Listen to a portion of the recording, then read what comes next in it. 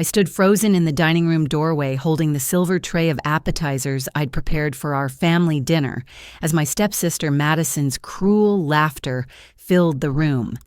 "She's basically our maid," she announced to her boyfriend, gesturing at me with her wine glass. My stepmother nodded approvingly while my father stared at his plate. The doorbell rang just then, and I set down the tray to answer it. The courier handed me a thick envelope. "Urgent delivery for the property owner," he said. 3 months earlier, I'd received a life-changing call that arrived while I was finishing my overnight shift at the hospital. The voice on the other end belonged to a lawyer named Bernard Hutchinson, whose formal tone immediately set my nerves on edge. "Miss Jamie Richardson," he'd asked, and when I confirmed, he delivered news that made me sink into the nearest chair. "I'm calling regarding the estate of Helen Margaret Whitfield. I understand she was your great-aunt." "Aunt Helen, my mother's aunt who had become my lifeline after Mom died when I was 12. She'd been the only family member who stayed in regular contact, sending birthday cards with handwritten notes and calling every Sunday evening without fail. She passed away peacefully in her sleep 2 weeks ago," Mr. Hutchinson continued. "You're named as the primary beneficiary in her will." The room spun slightly as he explained the details. Aunt Helen hadn't just left me some money or jewelry. She'd left me everything, her entire real estate portfolio, spanning 3 states. The crown jewel of this unexpected inheritance was a property management company called Phoenix Holdings, LLC, along with all its rental properties. "There's one property in particular you should know about," Mr. Hutchinson had said, shuffling papers audibly through the phone. 427 Magnolia Street. My heart stopped. That was my current address. The beautiful Victorian house where I'd lived for the past 7 years, paying rent for a converted attic room while my step-family occupied the rest of the sprawling home. "That can't be right," I'd whispered. "Oh, it's correct. Your aunt purchased the property 5 years ago through a blind trust. The family living there, your family, I presume, has been paying rent to Phoenix Holdings, which you now own entirely." I'd sat in stunned silence as he explained how Aunt Helen had structured everything. She'd bought the house secretly after learning about my living situation, setting up a property management company to handle the rental arrangement so my family would never know she owned it. Every month, my father had been writing rent checks to a company that would now be depositing them into my account. "Your aunt was quite specific in her instructions," Mr. Hutchinson had added. "She felt you deserved to decide how to handle this situation without interference. All the paperwork is in order, and the transfer will be complete within 30 days. That conversation had been 3 months ago. I'd spent weeks meeting with lawyers, signing documents, and trying to wrap my mind around the fact that I now owned the house where I'd been treated like an unpaid servant. The official transfer had been finalized last week, and I'd planned tonight's dinner as the moment to reveal everything. I'd imagined doing it gracefully, perhaps over dessert, finding the right words to explain how things would change. I'd even practiced in front of my bathroom mirror, trying different approaches that balanced honesty with kindness. But as I'd spent the entire afternoon in the kitchen, preparing an elaborate meal, while listening to Madison and her mother Patricia, lounging by the pool complaining about the neighbor's hedge being half an inch too high on their side, my resolve had begun to crack. They'd made 3 trips to the kitchen not to help, but to critique my menu choices and remind me to use the good china for Madison's boyfriend Trevor. "Make sure you don't burn the roast like last time," Patricia had said, despite the fact that I'd never burned anything in my life. "And remember, Trevor's from a good family. We want to make the right impression." Standing in that dining room doorway holding the tray of carefully crafted appetizers, while Madison called me basically our maid, I realized my graceful announcement was never going to happen. They weren't capable of hearing it. In their minds, I would always be the help, regardless of what papers I held or what properties I owned. The envelope in my hand felt heavier than it should. I'd asked my lawyer to prepare eviction notices as a backup plan, hoping I'd never need them. Mr. Hutchinson had raised an eyebrow when I'd made the request. "Just in case things don't go as smoothly as I hope," I'd explained. Now, feeling the weight of their dismissal and disrespect, I understood why Aunt Helen had kept her ownership secret. She'd known what I was only now accepting. Sometimes the only way to change a dynamic is to flip the entire table.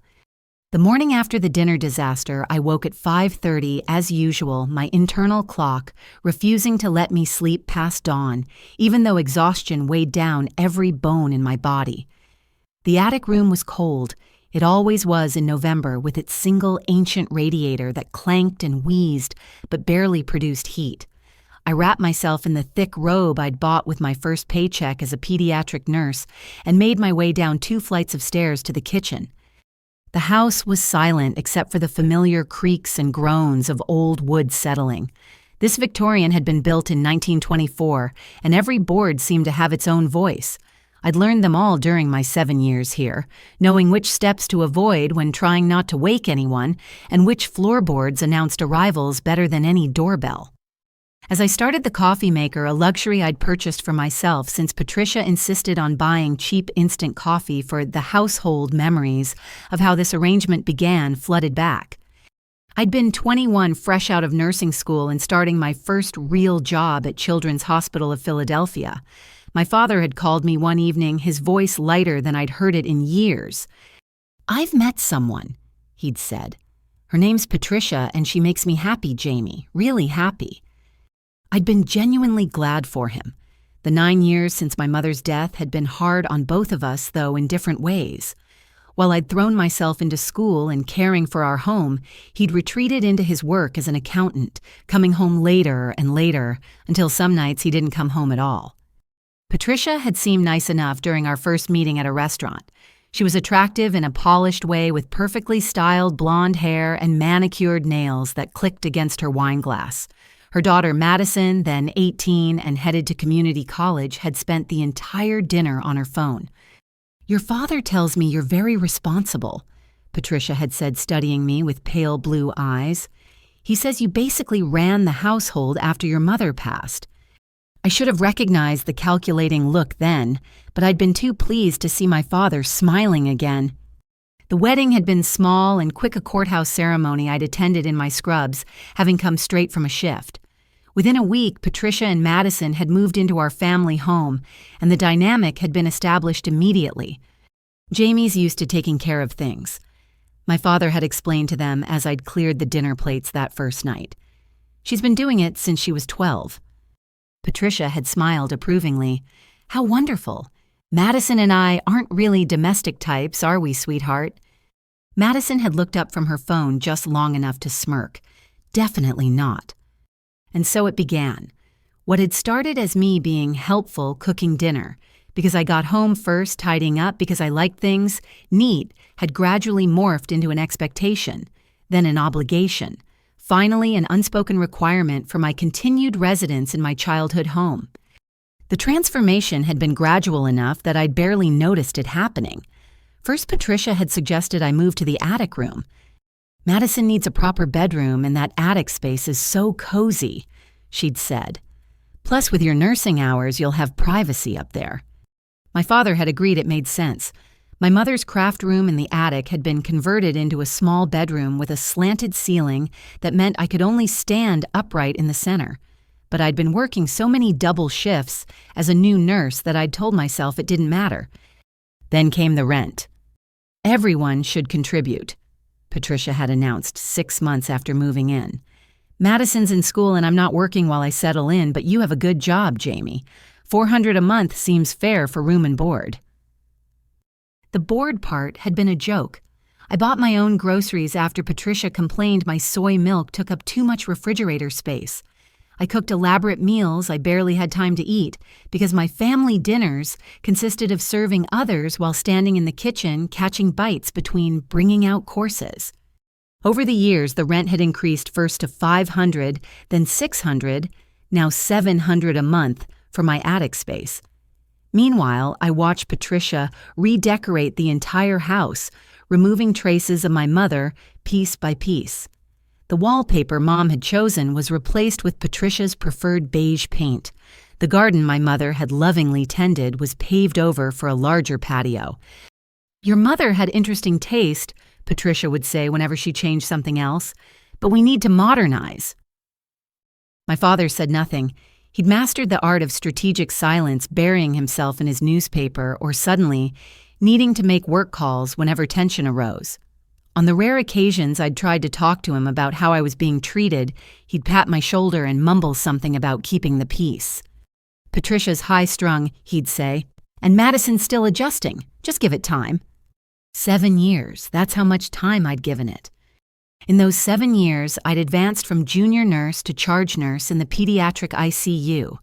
I'd saved lives, comforted grieving parents, and earned the respect of doctors twice my age. But in this house, I remained the girl who cooked and cleaned and stayed out of the way. My phone buzzed with my work alarm, 6:30, time to shower and leave for my 12-hour shift. As I headed back upstairs, I paused at the second-floor landing. Through Patricia and my father's bedroom door, I could hear Patricia's alarm going off. She'd hit snooze at least 3 times before getting up around 8, then spend 2 hours on her morning routine before heading to her part-time job at a boutique owned by her friend. Madison's door was covered in "keep out" signs and band stickers. She dropped out of community college after 1 semester and now worked sporadically as a social media consultant, which seemed to mean taking selfies and attending parties. At 25, she still lived at home rent-free, her mother quick to point out that creative types need support while they find their path. I climbed the narrow stairs to my attic room, ducking automatically at the low beam that had caught my head countless times in the early days. The space was cramped, but meticulously organized it had to be to fit everything I owned. My nursing textbooks lined a small shelf alongside the few photo albums I'd managed to save from Patricia's redecorating purges. My mother smiled out from a frame on my nightstand, frozen in time at 38, just 2 years older than I was now. "You wouldn't recognize the place, Mom," I whispered to her photo. "Or maybe you would. Maybe you'd see exactly what I've been too scared to see." The shower in my tiny bathroom ran lukewarm at best, another perk of attic living. As I dressed in fresh scrubs, I caught sight of myself in the mirror. 28 years old with tired eyes and shoulders that curved forward from years of making myself smaller in my own home. But there was something else in my reflection now, a straightening of my spine, a firming of my jaw. The knowledge that I owned the deed to this house had changed something fundamental in how I saw myself. I wasn't a guest here, tolerated in exchange for services rendered. I was the owner, and they were tenants who'd violated not just the terms of their lease, but basic human decency. My shift at the hospital passed in a blur of medications, monitoring, and the controlled chaos of pediatric intensive care. I held a premature baby whose parents were too scared to touch her, helped a 6-year-old boy recovering from heart surgery take his first steps, and stayed late to sit with a teenage girl who'd survived a car accident that killed her best friend.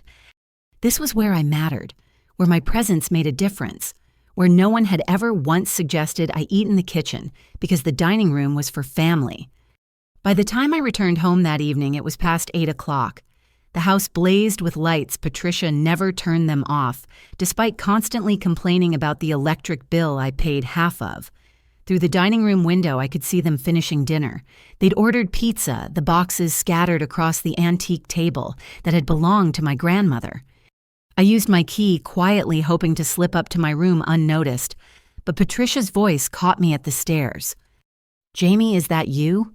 We left you some pizza in the kitchen, and the dishes need doing when you get a chance." I paused my hand on the banister.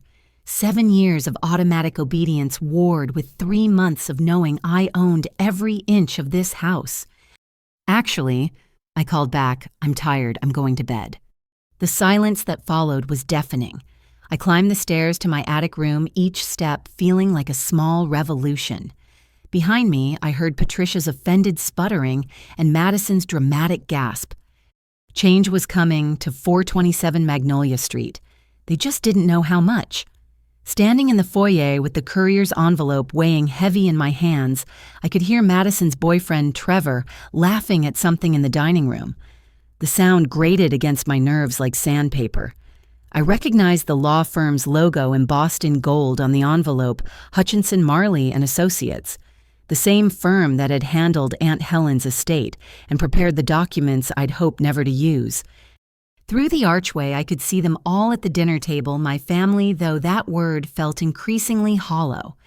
Patricia sat at the head where my mother used to preside, her blonde hair perfectly coiffed as always. My father occupied his usual spot to her right, methodically cutting his food into precise squares. Madison lounged across from Trevor, her phone propped against the water pitcher as she recorded their dinner for her Instagram stories.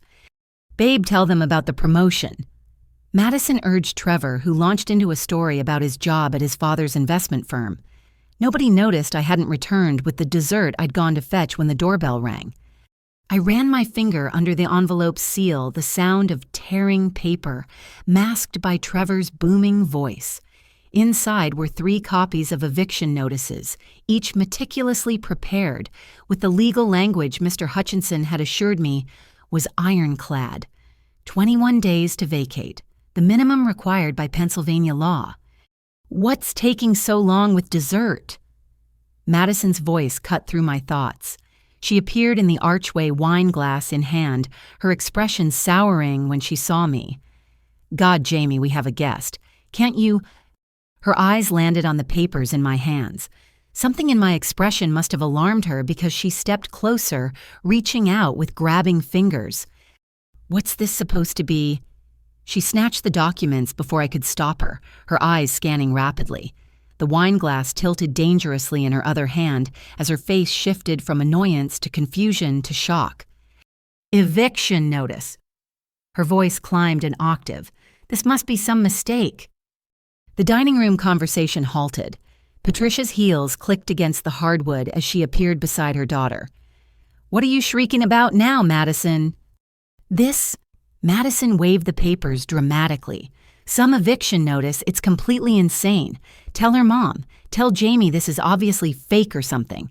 We've never missed a rent payment to the property management company." Patricia snatched the papers from Madison, her reading glasses materializing from somewhere as they always did, when she needed to scrutinize something. I watched her face cycle through the same emotions as Madison's, though she tried harder to maintain composure. This has to be an error," Patricia said, though her voice lacked conviction. "We pay Phoenix Holdings, LLC $7,000 on the first of every month. Direct deposit. Never late." "There's no error," I said quietly.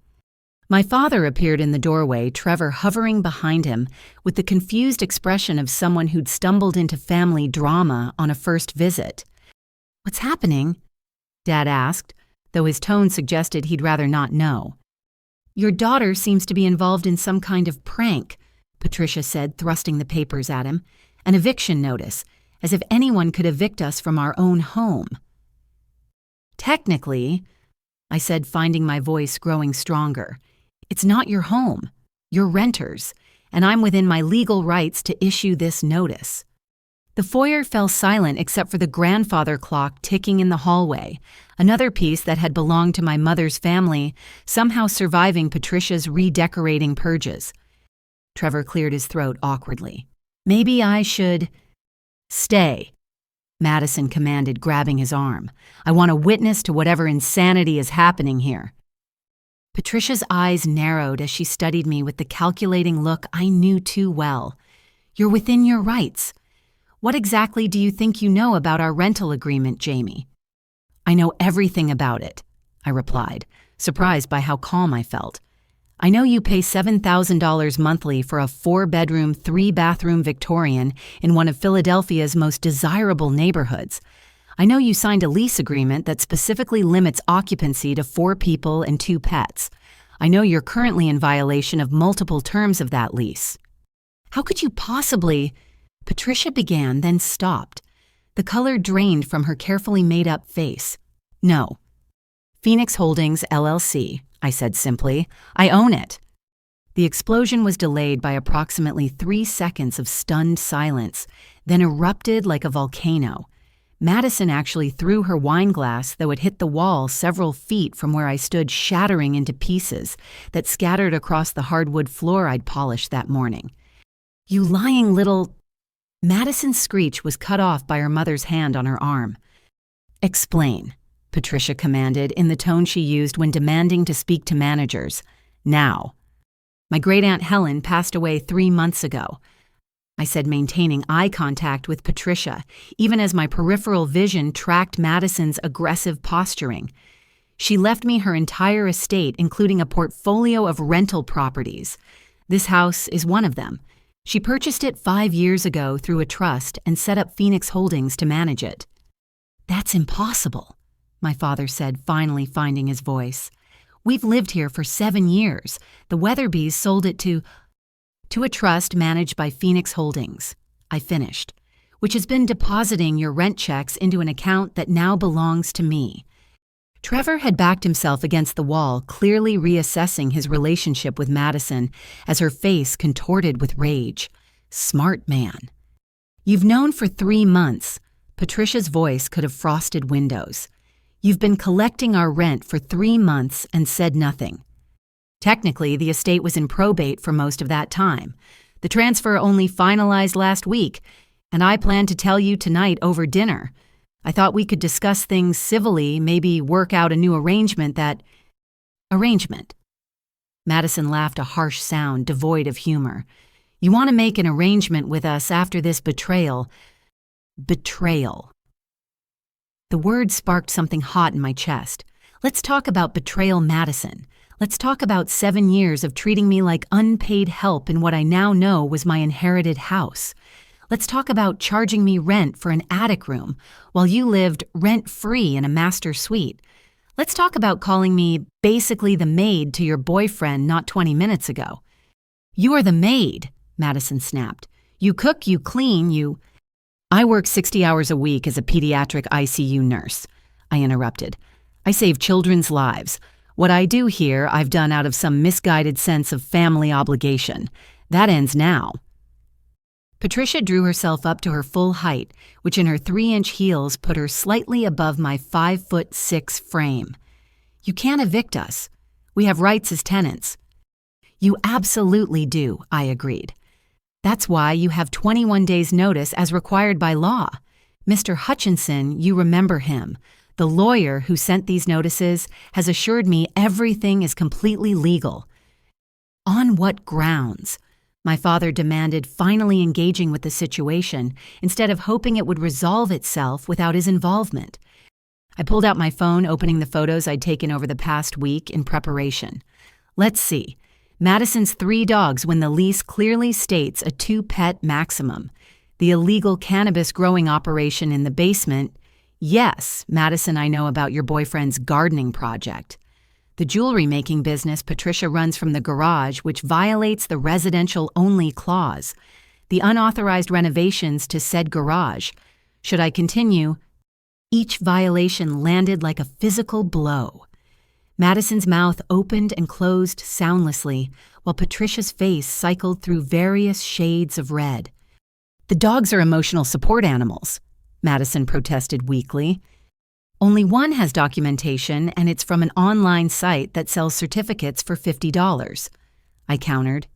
Mr. Hutchinson already verified it wouldn't hold up legally. "The garage renovations were improvements," Patricia sputtered. "We increased the property value. Without permission, making them lease violations. You knocked out a weight-bearing wall without permits. The city could condemn the structure." Trevor had edged toward the front door. "Madison, babe, maybe we should—" "Don't you dare leave," Madison whirled on him. "Tell her she can't do this. Your dad's a lawyer." "Corporate tax law," Trevor mumbled.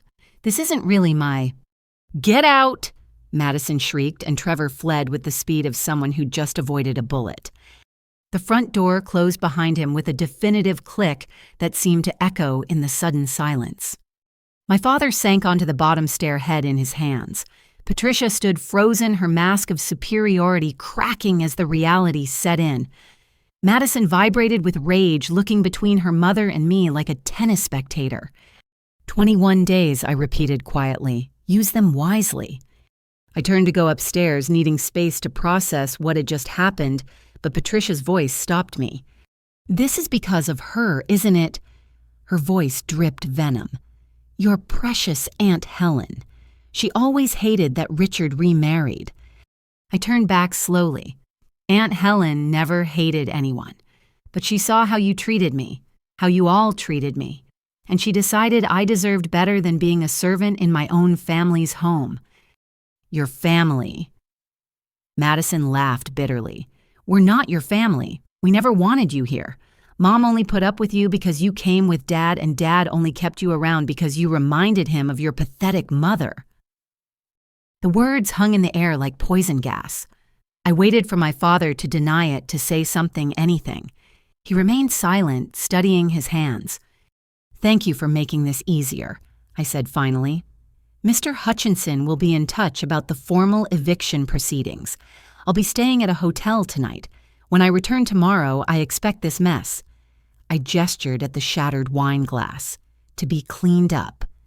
I climbed the stairs to my attic room with measured steps, not running despite the voices that erupted below. In 20 minutes, I had packed a bag with enough clothes and toiletries for a week. My important documents were already in a safety deposit box at the bank, moved there along with my mother's jewelry when I first learned about the inheritance. As I descended back through the house, the arguing in the dining room reached fever pitch. Patricia was demanding my father do something, anything. Madison was on her phone, probably blasting the situation on social media. My father remained characteristically silent.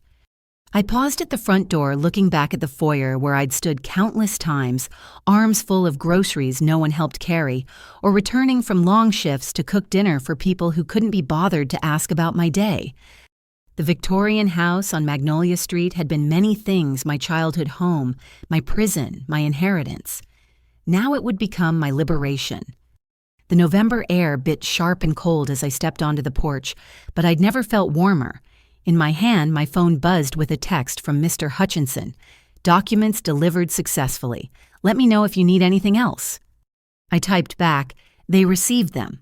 I'll need your full services." His response was immediate. "Already preparing. You're doing the right thing." As I drove away, I didn't look back. But in my rearview mirror, I could see every window in the house blazing with light and shadows moving frantically behind the curtains. Let them panic. Let them rage. For the first time in 7 years, I was going home, even if home was currently room 217 at the Hampton Inn. The Hampton Inn's breakfast was a far cry from the elaborate spreads I usually prepared at home. But there was something liberating about choosing my own waffle toppings without Patricia critiquing the carbohydrate content or Madison stealing the strawberries I'd sliced. I'd barely finished my coffee when my phone exploded with notifications. 47 text messages, 12 missed calls, 3 voicemails, all from the house on Magnolia Street. I scrolled through the texts first. Madison had started around midnight with a barrage of expletives and threats that would have been more concerning if they weren't so poorly spelled. Patricia's messages, sent at 2 in the morning, alternated between legal threats and attempts at manipulation. My father had sent only one, "We need to talk." The voicemails were variations on the same theme, with Patricia's final one, informing me that they were calling a family meeting for 10 o'clock, and my presence was required. I checked the time. 9:45. Perfect. I took my time getting ready, choosing my most professional outfit, a charcoal blazer and slacks I usually reserved for meetings with hospital administration. If they wanted to treat this like a business negotiation, I'd dress the part. The eviction documents went into my leather portfolio along with copies of the lease, the deed, and photographs of every violation I'd documented. The drive back to Magnolia Street took 12 minutes. I'd made this journey thousands of times, but never as the acknowledged owner. The Victorian looked different somehow in the morning light, its pale yellow paint and white trim gleaming. Aunt Helen had maintained it beautifully through the property management company, I realized. All those repairs Patricia complained about, the prompt fixes whenever something broke, that had been Aunt Helen taking care of the house from afar. I parked on the street rather than in the driveway, a small assertion of change. Through the living room windows, I could see them already assembled. Patricia pacing Madison sprawled on the couch, my father in his usual chair. The front door was locked. I had a key, of course, but I rang the doorbell instead. Let them answer their own door for once. Madison yanked it open, her usually perfect makeup smudged and her hair in a messy bun. "Finally, do you have any idea what you've put us through?" "Good morning to you, too," I said, stepping past her into my house. The foyer still showed signs of last night's drama, a faint stain on the wall where the wine had splattered, though someone had cleaned up the glass. "Jamie." Patricia's shriek echoed through the house. She appeared in the living room doorway, perfectly put together despite the early hour. Of course she'd take time for full makeup and hair before a family crisis. "Get in here, now!" I followed at my own pace, taking in details I'd never noticed before. The crown molding Aunt Helen had paid to restore. The original hardwood floors I'd spent countless hours maintaining. The chandelier my mother had chosen, one of the few pieces that survived Patricia's purges, because it was too expensive to replace. They'd arranged themselves strategically. Patricia stood by the fireplace like a general preparing for battle. Madison had claimed the entire couch, her 3 dogs, Precious Princess and Duchess, sprawled around her in defiance of the 2-pet policy. My father sat in his leather recliner looking older than his 58 years. The only available seat was a wooden chair they'd clearly brought in from the dining room. Positioned in the center of the room, it looked suspiciously like an interrogation setup. I remained standing. "Sit," Patricia commanded. "I'm comfortable here." I replied, positioning myself by the archway where I could see all of them, and more importantly, where the exit remained clear. "This is exactly your problem." Patricia began launching into what was clearly a prepared speech. "This defiance, this ingratitude after everything we've done for you, everything you've done for me." I interrupted, my voice calm but firm. "Please elaborate. I'd love to hear this list." Patricia's jaw tightened. "We gave you a home when you could have been out on the street after college. We included you in family activities. You charged me $700 a month for an attic room in a house I now own," I corrected. "You excluded me from family meals unless I was serving them. You treated me like unpaid domestic help while I worked 60-hour weeks saving children's lives." "Nobody forced you to cook and clean," Madison interjected from her throne of dogs. "You're just naturally servile. It's not our fault you never said no." Actually, I did say no, multiple times. Remember Christmas 2 years ago when I had to work a double shift and asked you to handle dinner? You ordered Chinese takeout and made me reimburse you for my portion when I got home at midnight. "That's different," Madison muttered. "How about last year when I had the flu and asked if someone else could cook for once? Patricia, you said I was being dramatic and left a can of soup outside my door." "You weren't that sick," Patricia protested. "You went to work the next day." "Because I'd used all my sick days caring for Dad when he had his appendectomy. The same surgery where you went to a spa weekend because hospitals depressed you." My father shifted uncomfortably in his chair but said nothing. His silence had become such a constant that I barely expected more. "Did you have something to do with this?" Patricia whirled on me, brandishing her phone. "Did you somehow manipulate Helen into leaving you this house?" "Is that really what you think?" I asked. "That I somehow tricked a sharp 91-year-old woman into leaving me property? Aunt Helen had all her faculties until the end. She made her choices based on what she observed." "And what exactly did she observe?" Patricia's voice could have cut glass. I pulled out my phone, opening the email Mr. Hutchinson had sent with scanned copies of Aunt Helen's letter. "Would you like me to read her exact words?" Before they could respond, I began, "I've watched my grandniece, Jamie, endure treatment that would break most people's spirits. She pays rent for substandard accommodations in her family home while working tirelessly as a nurse. She cooks elaborate meals she's not invited to share.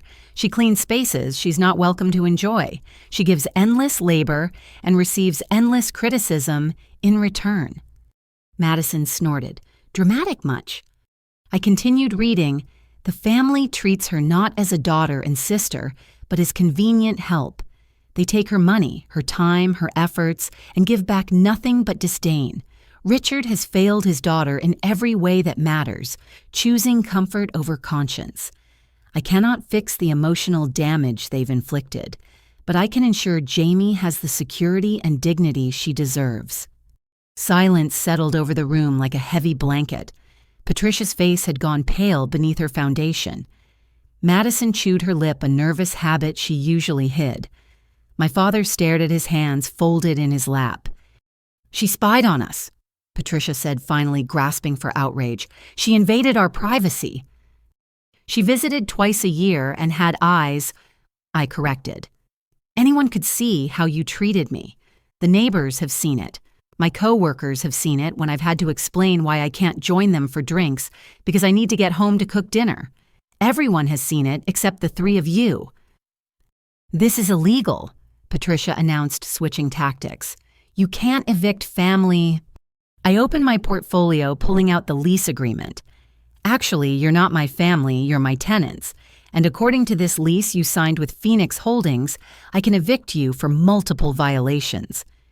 I spread the supporting documents on the coffee table Patricia had bought to replace my mother's antique. Unauthorized renovations to the garage without permits, running a business, your jewelry-making operation from a residential property, exceeding the pet limit, subletting space to Madison's boyfriend for his growing operation. "Ex-boyfriend," Madison muttered, "and I didn't know he was growing anything." "The plants in the basement with the grow lights suggest otherwise," I said. "Then there's the parties that violate noise ordinances, the damage to the hardwood floors from your dogs, and my personal favorite, the clause about maintaining the property in good condition which you violated by removing load-bearing walls in the garage." "We improved the property value," Patricia protested. "You created a potential structural hazard. The city inspector I consulted was quite concerned. In fact, he mentioned potential fines." That was a calculated bluff. I hadn't actually called an inspector yet, but Patricia's face suggested she believed it. "Daddy, do something," Madison commanded, reverting to the whine that usually got her what she wanted. My father finally looked up, meeting my eyes for the first time since I'd entered. "Jamie, you're upset. I understand that, but this is extreme. Surely we can work something out." "I'm not upset, Dad. I'm done. There's a difference." I kept my voice level, professional. "I tried to work things out for 7 years.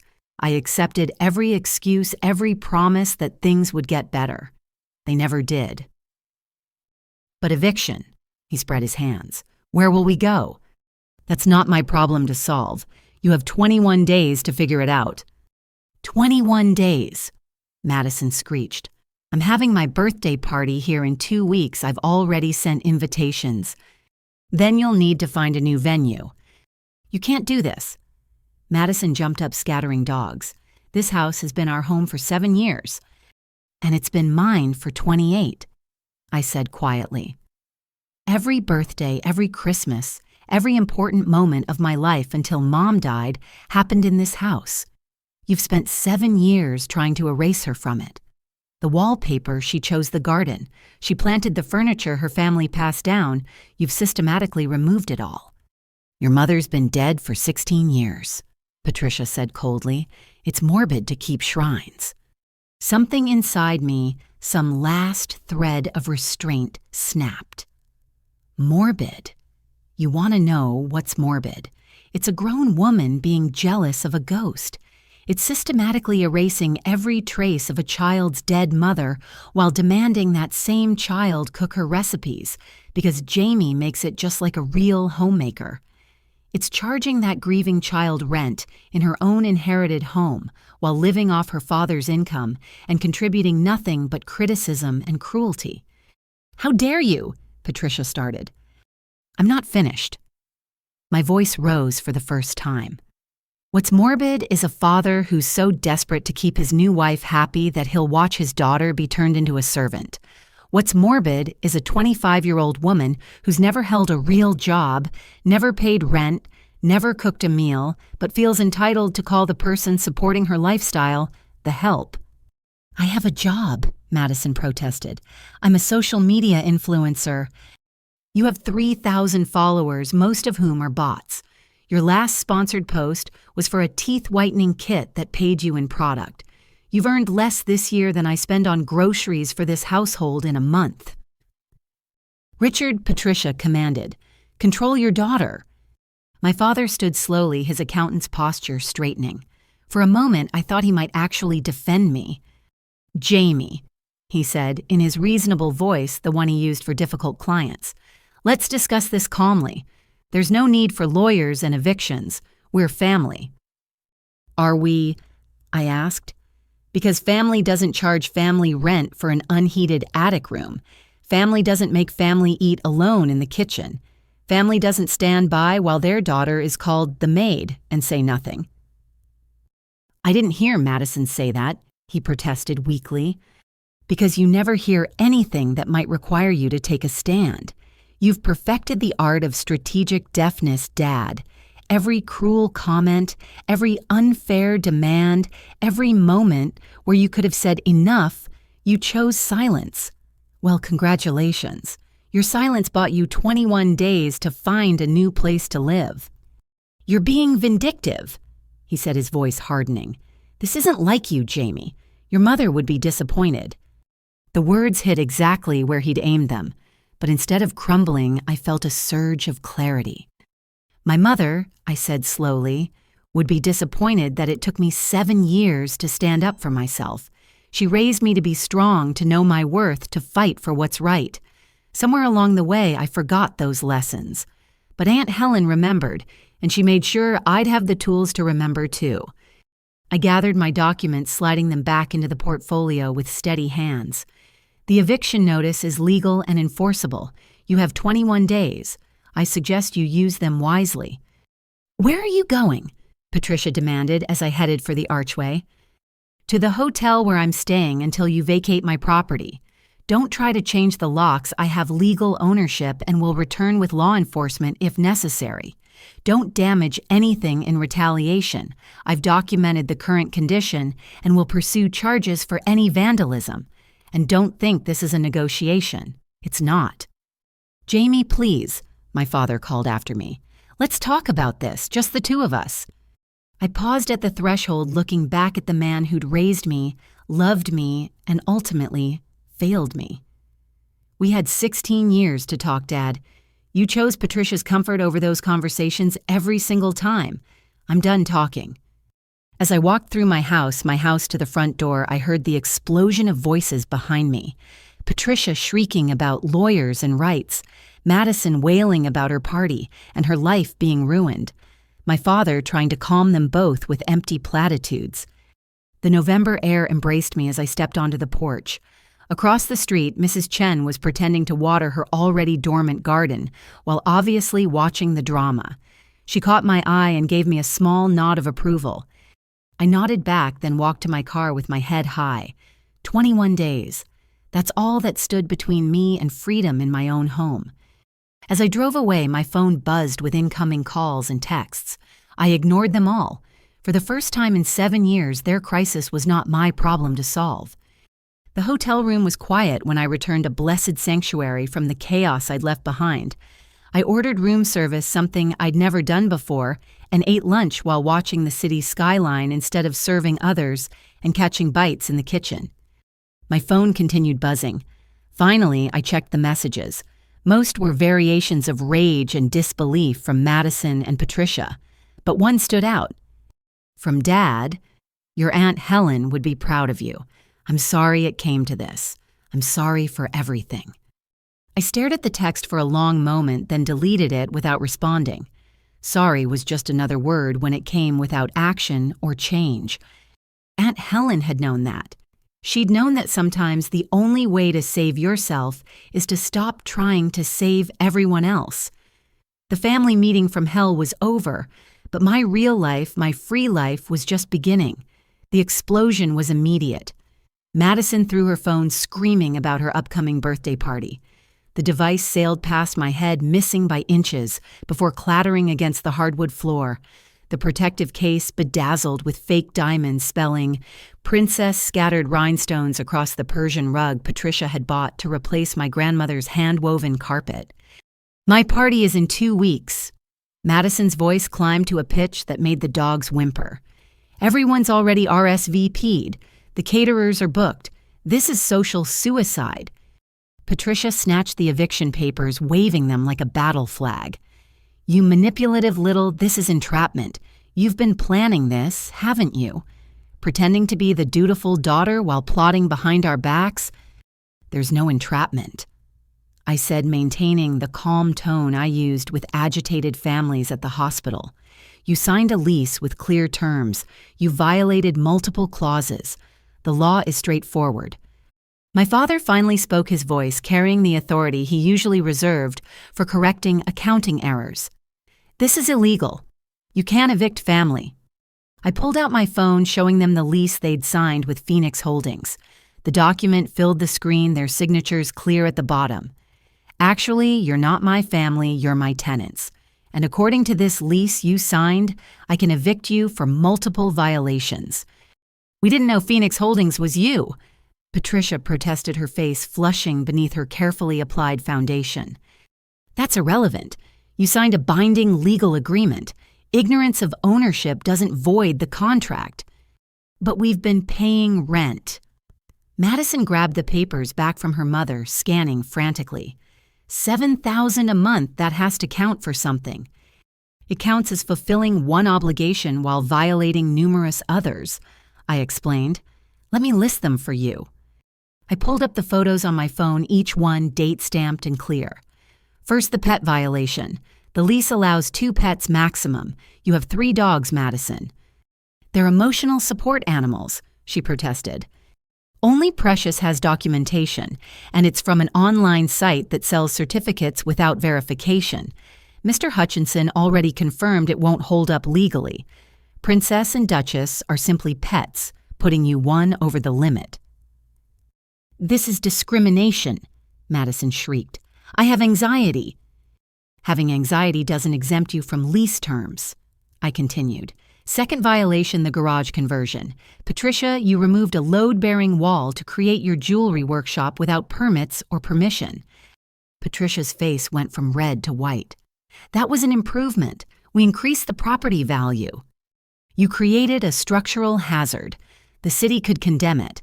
Which brings me to the third violation, running a commercial business from a residential property. Your Etsy shop, Patricia's Precious Pieces, lists this address as its base of operations. It's a hobby, Patricia sputtered. You filed a Schedule C on your taxes last year claiming business expenses. That makes it commercial activity. My father stood abruptly, pacing to the window. Jamie, this is vindictive. We can work something out. Can we, like we worked out a fair rent for my attic room, like we worked out sharing household responsibilities, like we worked out basic respect for my contributions to this family. I turned back to my phone. Fourth violation, subletting without permission. Madison, your ex-boyfriend Trevor was growing cannabis in the basement. That's both a lease violation and potentially criminal. I didn't know. Madison's protest rang hollow. The grow lights on your last 3 electric bills suggest otherwise, which brings me to the utility usage exceeding reasonable residential standards, another violation. This is insane. Patricia grabbed my father's arm. Richard, call our lawyer. By all means, I said. Have them review the lease. Mr. Hutchinson is one of the best property lawyers in Philadelphia. He's made sure everything is ironclad. Madison had started crying, mascara running in black streams down her cheeks. Where are we supposed to go? Do you want us homeless? I want you gone, I said simply. Where you go is your responsibility. You have 21 days to figure it out. But my party, Madison wailed. I've been planning it for months. It's going to be featured on Party Girls Philly's Instagram. Then you'll need to find a new venue. With 2 weeks' notice, do you know how hard it is to book a space in this city? I imagine it's about as hard as working 12-hour shifts and then coming home to cook dinner for people who won't even eat with you. Patricia had pulled out her own phone, furiously texting. I'm calling Bradley Worthington. He'll shut this down immediately. The divorce lawyer, I asked. I don't think property law is his specialty, but you're welcome to try.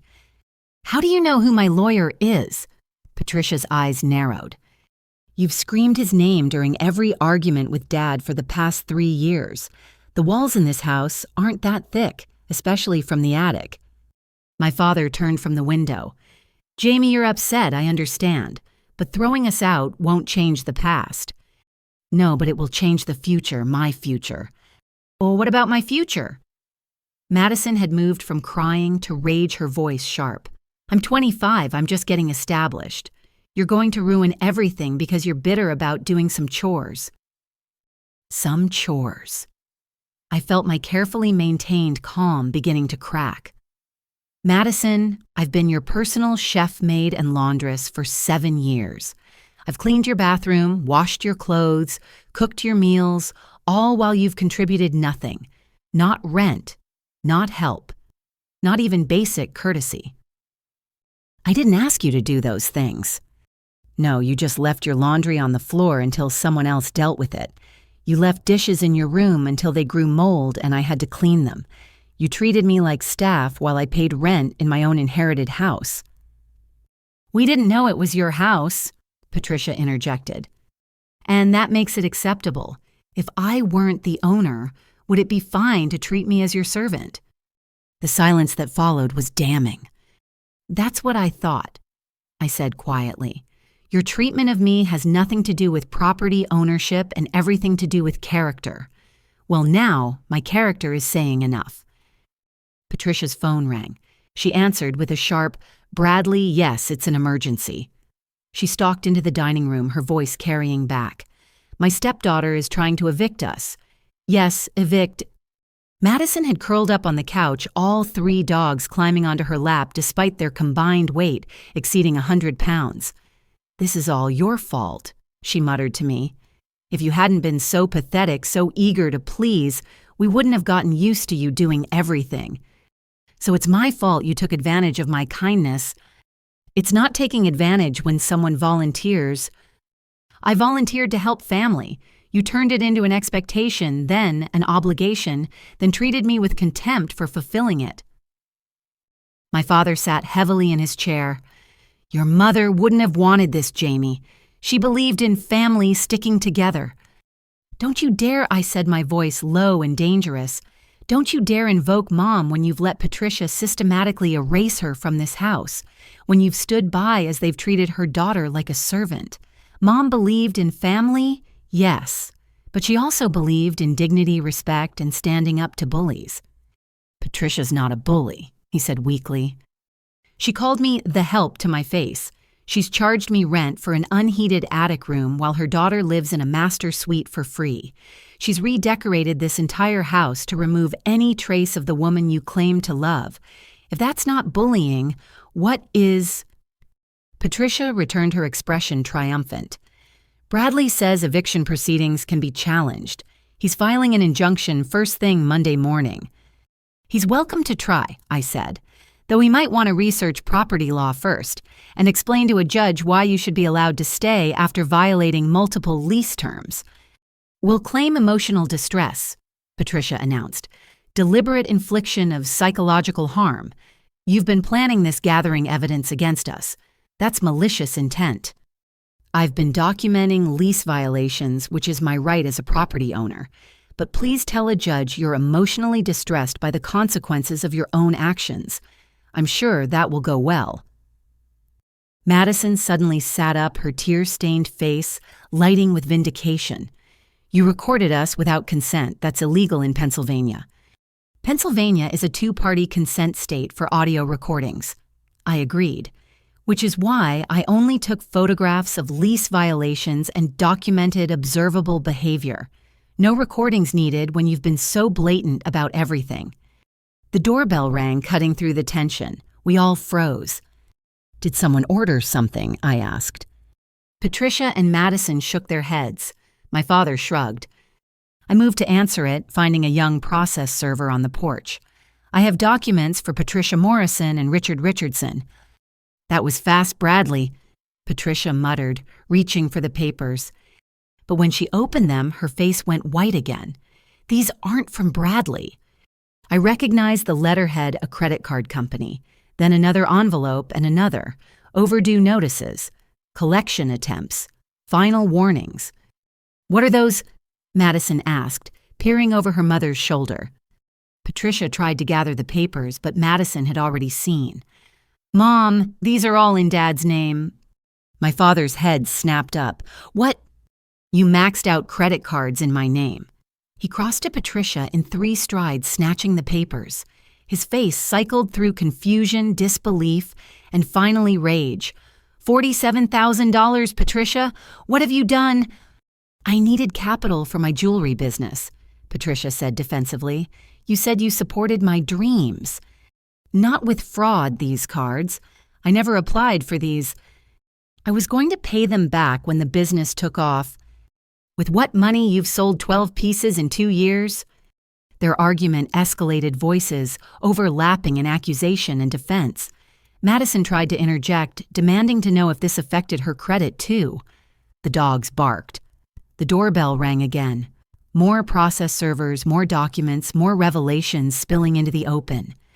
I stood in the eye of the hurricane, watching the family that had dismissed and diminished me tear itself apart. There was no satisfaction in it, only a deep weariness. "I'll be at the Hampton Inn if Mr. Hutchinson needs to reach me," I said, though no one was listening.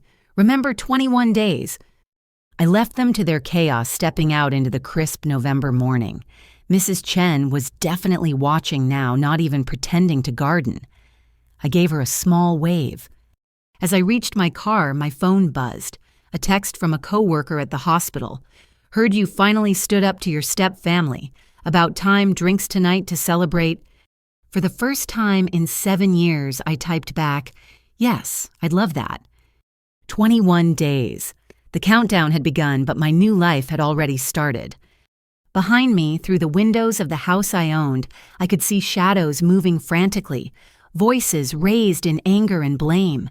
They'd turned on each other the moment their comfortable arrangement was threatened, revealing the shallow foundation of their unity. I drove away without looking back, heading to the hotel that felt more like home than that house had in years. 21 days until I could walk through my own front door without dread cook in my own kitchen, without criticism, and exist in my own space without apologizing for it. 21 days. I could wait. I'd already waited 7 years. What was 3 more weeks compared to a lifetime of freedom? 2 weeks into their 21-day notice, Madison had apparently decided that denial was her best strategy. Despite the chaos of packing boxes, despite Patricia's daily meetings with lawyers who all told her the same thing, despite my father's grim silence as he sorted through credit card fraud paperwork, Madison was throwing her birthday party anyway. I arrived home from a particularly brutal 12-hour shift to find my quiet street transformed into what looked like a music festival parking lot. Cars lined both sides of Magnolia Street, some blocking driveways, others parked on carefully maintained lawns. Bass thumped from my house with enough force to rattle the windows of neighboring homes. I had to park 3 blocks away and walk back still in my scrubs, exhaustion weighing down every step. It was 11:30 at night. The party had apparently been going since 8 based on the Instagram stories I'd seen during my dinner break. Madison, ever the aspiring influencer, had been documenting everything. As I approached my front door, I could see through the windows. The house was packed with people I didn't recognize. Red Solo cups in hand bodies pressed together in what used to be my mother's living room. Someone had moved the furniture. My grandmother's antique sideboard was shoved against a wall, drinks and mysterious stains already marking its surface. I tried my key. The lock had been changed. For a moment, I stood on my own front porch, locked out of my own house, listening to strangers destroy my property. Then I spotted movement in the dining room window. Madison, wearing a tiara that said "Birthday Princess" in glittering letters, was standing on the dining table. Not just any table. My grandmother's mahogany dining table, a family heirloom that had hosted 50 years of Thanksgivings and Christmases. Madison stood on it in 6-inch stilettos, pouring champagne directly into the mouths of cheering guests below. I pulled out my phone and dialed 911. "I'd like to report a noise violation and trespassing." I said calmly when the dispatcher answered. I'm the property owner, and approximately 50 people are in my house without permission. The tenants who are under eviction proceedings changed the locks and are hosting a party against my explicit instructions. The dispatcher took my information efficiently. We'll send units immediately. Please stay safely away from the property until officers arrive. I moved to stand by Mrs. Chen's garden gate where I had a clear view but remained out of the chaos. While waiting, I called Mr. Hutchinson's emergency line. Jamie. His voice was alert despite the late hour. What's wrong? They changed the locks and are throwing a massive party. I've called the police. Document everything, he instructed immediately. Every person, every damage, every violation. This is gift-wrapped evidence for expedited eviction.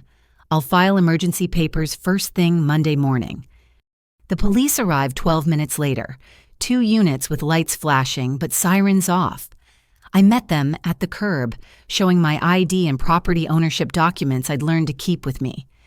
They're current tenants under eviction, I explained.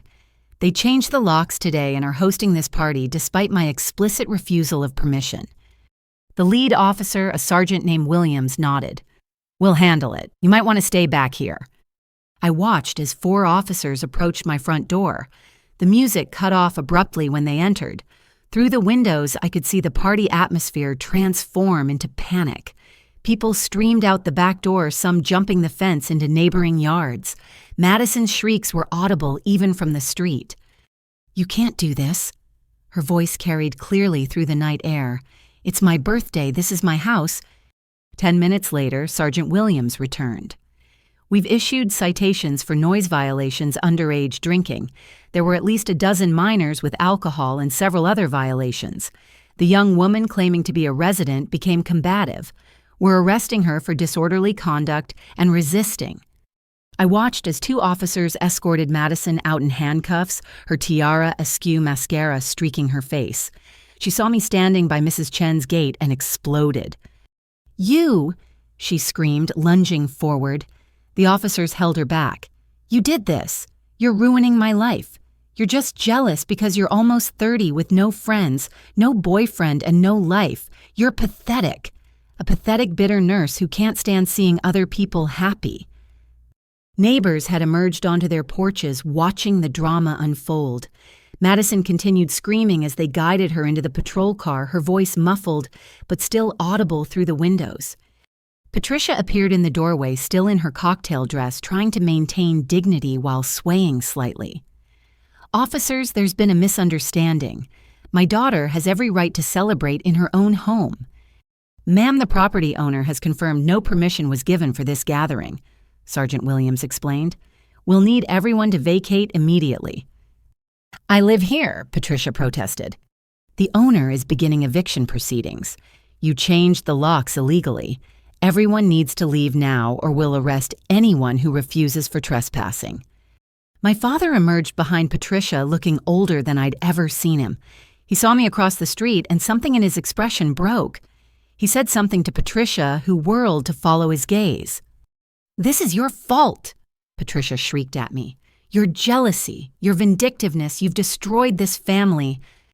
Ma'am, I need you to step back inside and gather your things, the sergeant instructed. You have 10 minutes to leave the premises. The next 20 minutes were chaos. Guests scattered like roaches when lights come on. Patricia and my father gathered essentials while officers supervised. A locksmith I'd called arrived to restore the original locks. I documented everything on my phone, the champagne stains on the ceiling, the broken vase in the hallway, the scratches on my grandmother's table from Madison's heels. By the time the house was cleared, it was past 1 a.m. Sergeant Williams handed me a thick stack of reports. The one in custody will be held until arraignment tomorrow. These are your copies of all citations issued. Your lawyer will want these for your civil case. I thanked him, and the other officers then stood alone in my destroyed living room. Cigarette burns marked the original hardwood. Someone had vomited in the corner. Madison's party decorations, 25 and thriving banners in metallic pink, mocked me from every wall.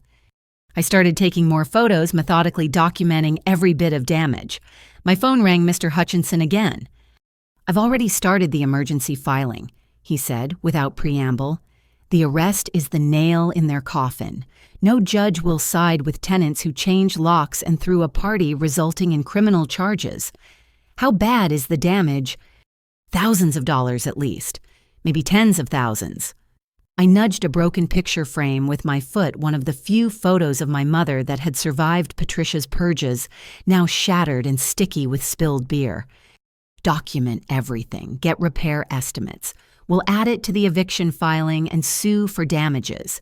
They've handed us everything we need for immediate removal." After he hung up, I stood in the ruins of my childhood home, feeling oddly empty. This wasn't how I'd wanted things to go. I'd imagined a clean transition, maybe even maintaining some kind of civil relationship with my father afterward. Instead, I was standing in a house that reeked of alcohol and smoked my stepsister in jail, my stepmother probably consulting every lawyer in the city. A knock on the door interrupted my thoughts. Mrs. Chen stood on the porch wearing a robe over her pajamas, holding a steaming mug. "Tea," she said, simply pressing it into my hands. "You look like you need it." "Thank you." The warmth of the mug grounded me. "I'm sorry about the noise, the disruption." "Don't apologize.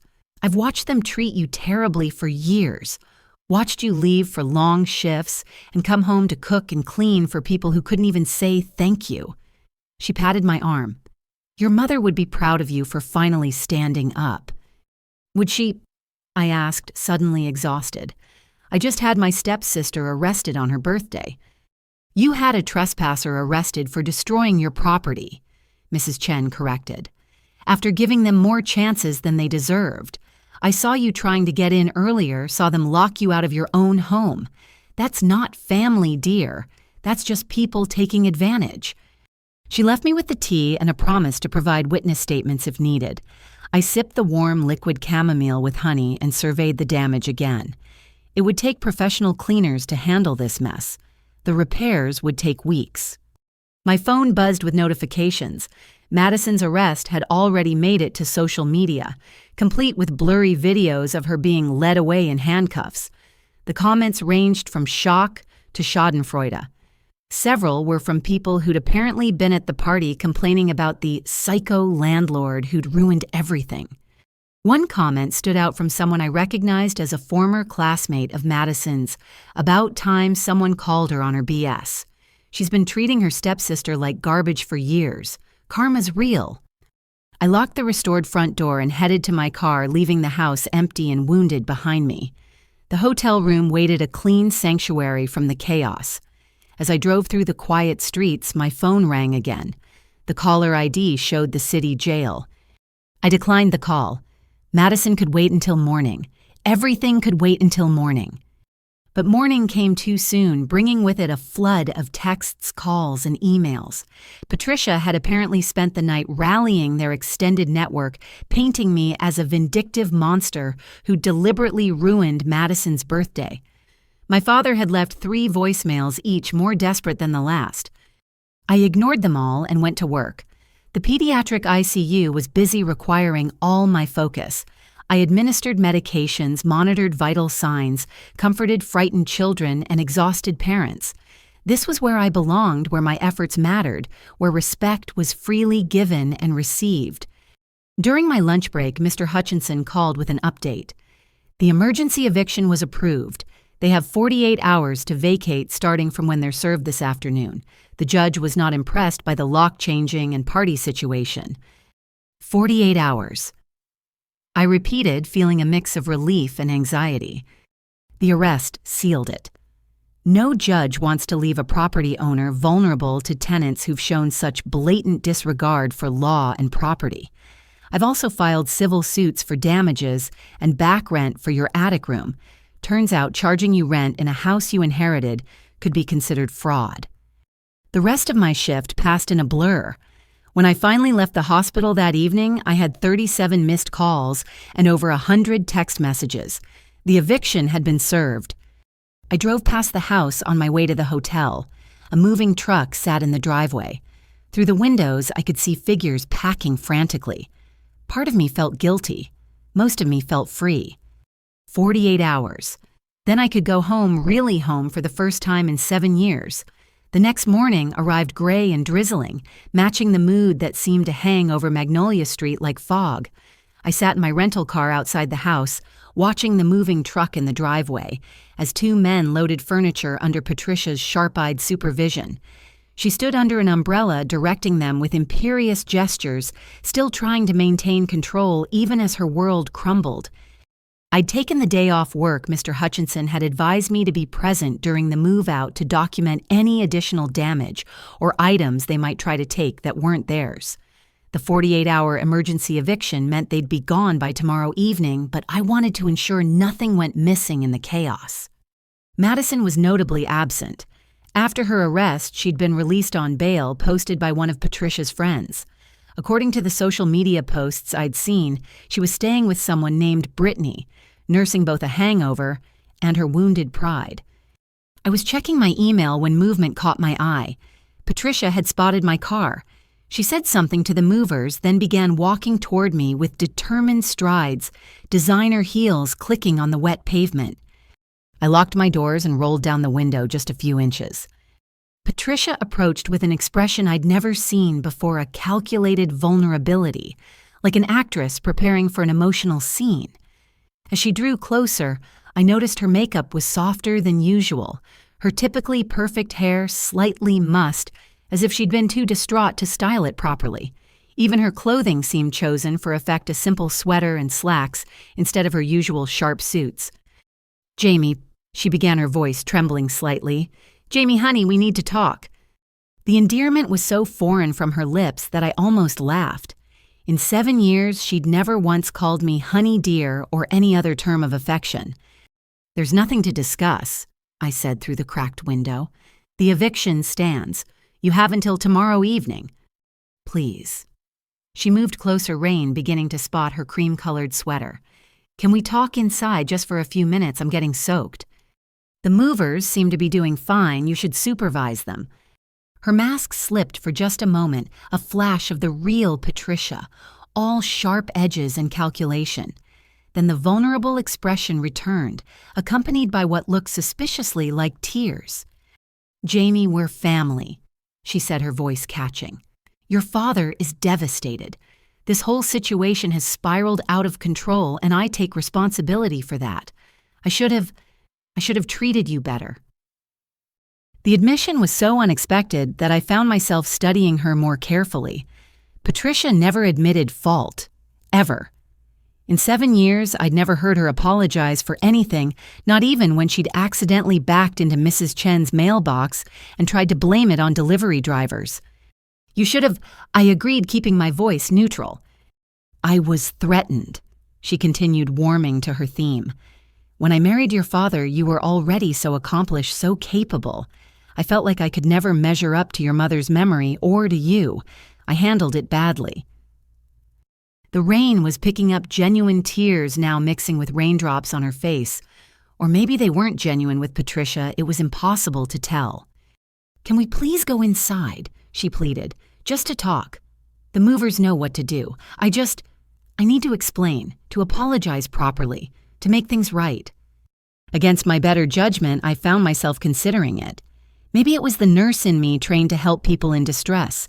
Maybe it was the daughter who still hoped for some kind of reconciliation with her father. Or maybe I just wanted to hear what story Patricia had crafted to try to save herself. 5 minutes, I said finally. "In the foyer, the movers stay outside." Relief flooded her features. Thank you so much." I followed her up the familiar walkway, noting how she'd already started removing the holiday decorations she'd put up just last week. The house felt different now, hollow, transitional, caught between what it had been and what it would become. In the foyer, Patricia turned to face me. Without the rain as a prop, her performance had to rely on pure emotion. She was good, I had to give her that. "Jamie, I've been awful to you." She began wringing her hands. "I see that now.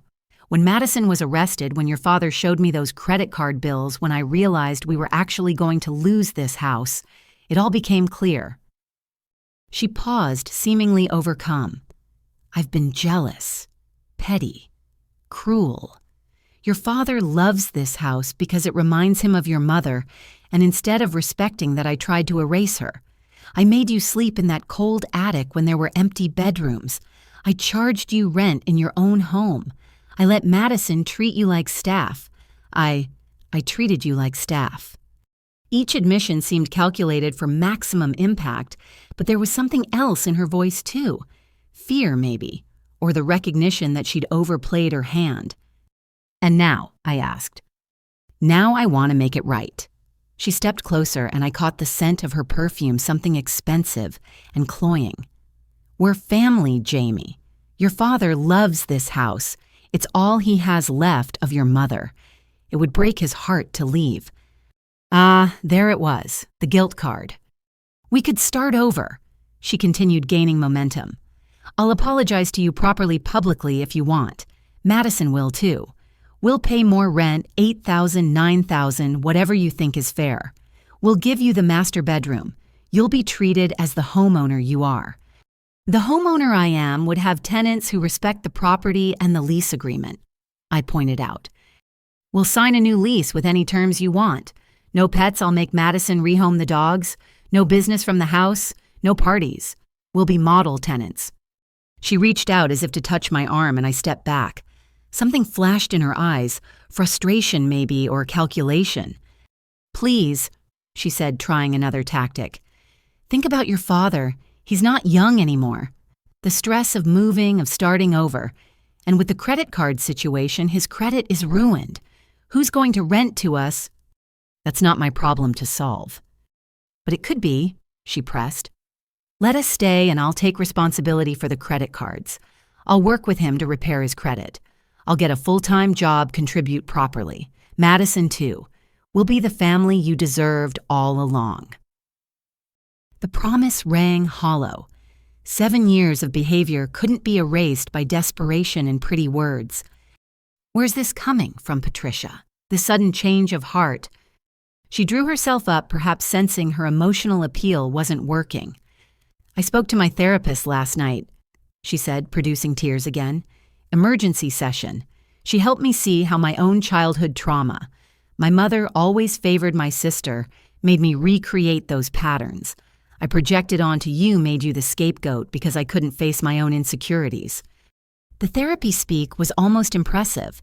She'd done her homework overnight, crafting a narrative that painted her as a victim of her own psychology, rather than a calculating manipulator. "Your therapist sounds insightful," I said dryly. "She is." Patricia latched onto this. "She wants to do family sessions, all of us working through this together, healing the wounds, building something better. Doesn't that sound wonderful?" "It sounds like something you should have considered 7 years ago." Her mask slipped again. "I'm trying here, Jamie. I'm humbling myself, admitting fault, offering to change. What more do you want?" "I want you out of my house." The words hung between us like a blade. Patricia's carefully constructed expression crumbled, replaced by something rawer. "You're really going to do this?" she said, disbelief coloring her tone. "You're really going to throw your own father out on the street because of petty resentments?" "I'm evicting tenants who violated their lease, changed my locks, and destroyed my property. The fact that one of those tenants happens to be my father is irrelevant to the legal facts." "Legal facts." Patricia's voice rose. "Is that all that matters to you? What about compassion? What about forgiveness? What about family? You should have thought about family when you called me the help, when you made me eat in the kitchen while you dined at my mother's table, when you charged me rent for an attic room in my own house while your daughter lived rent-free. People make mistakes. 7 years of consistent behavior isn't a mistake. It's a pattern. It's who you are."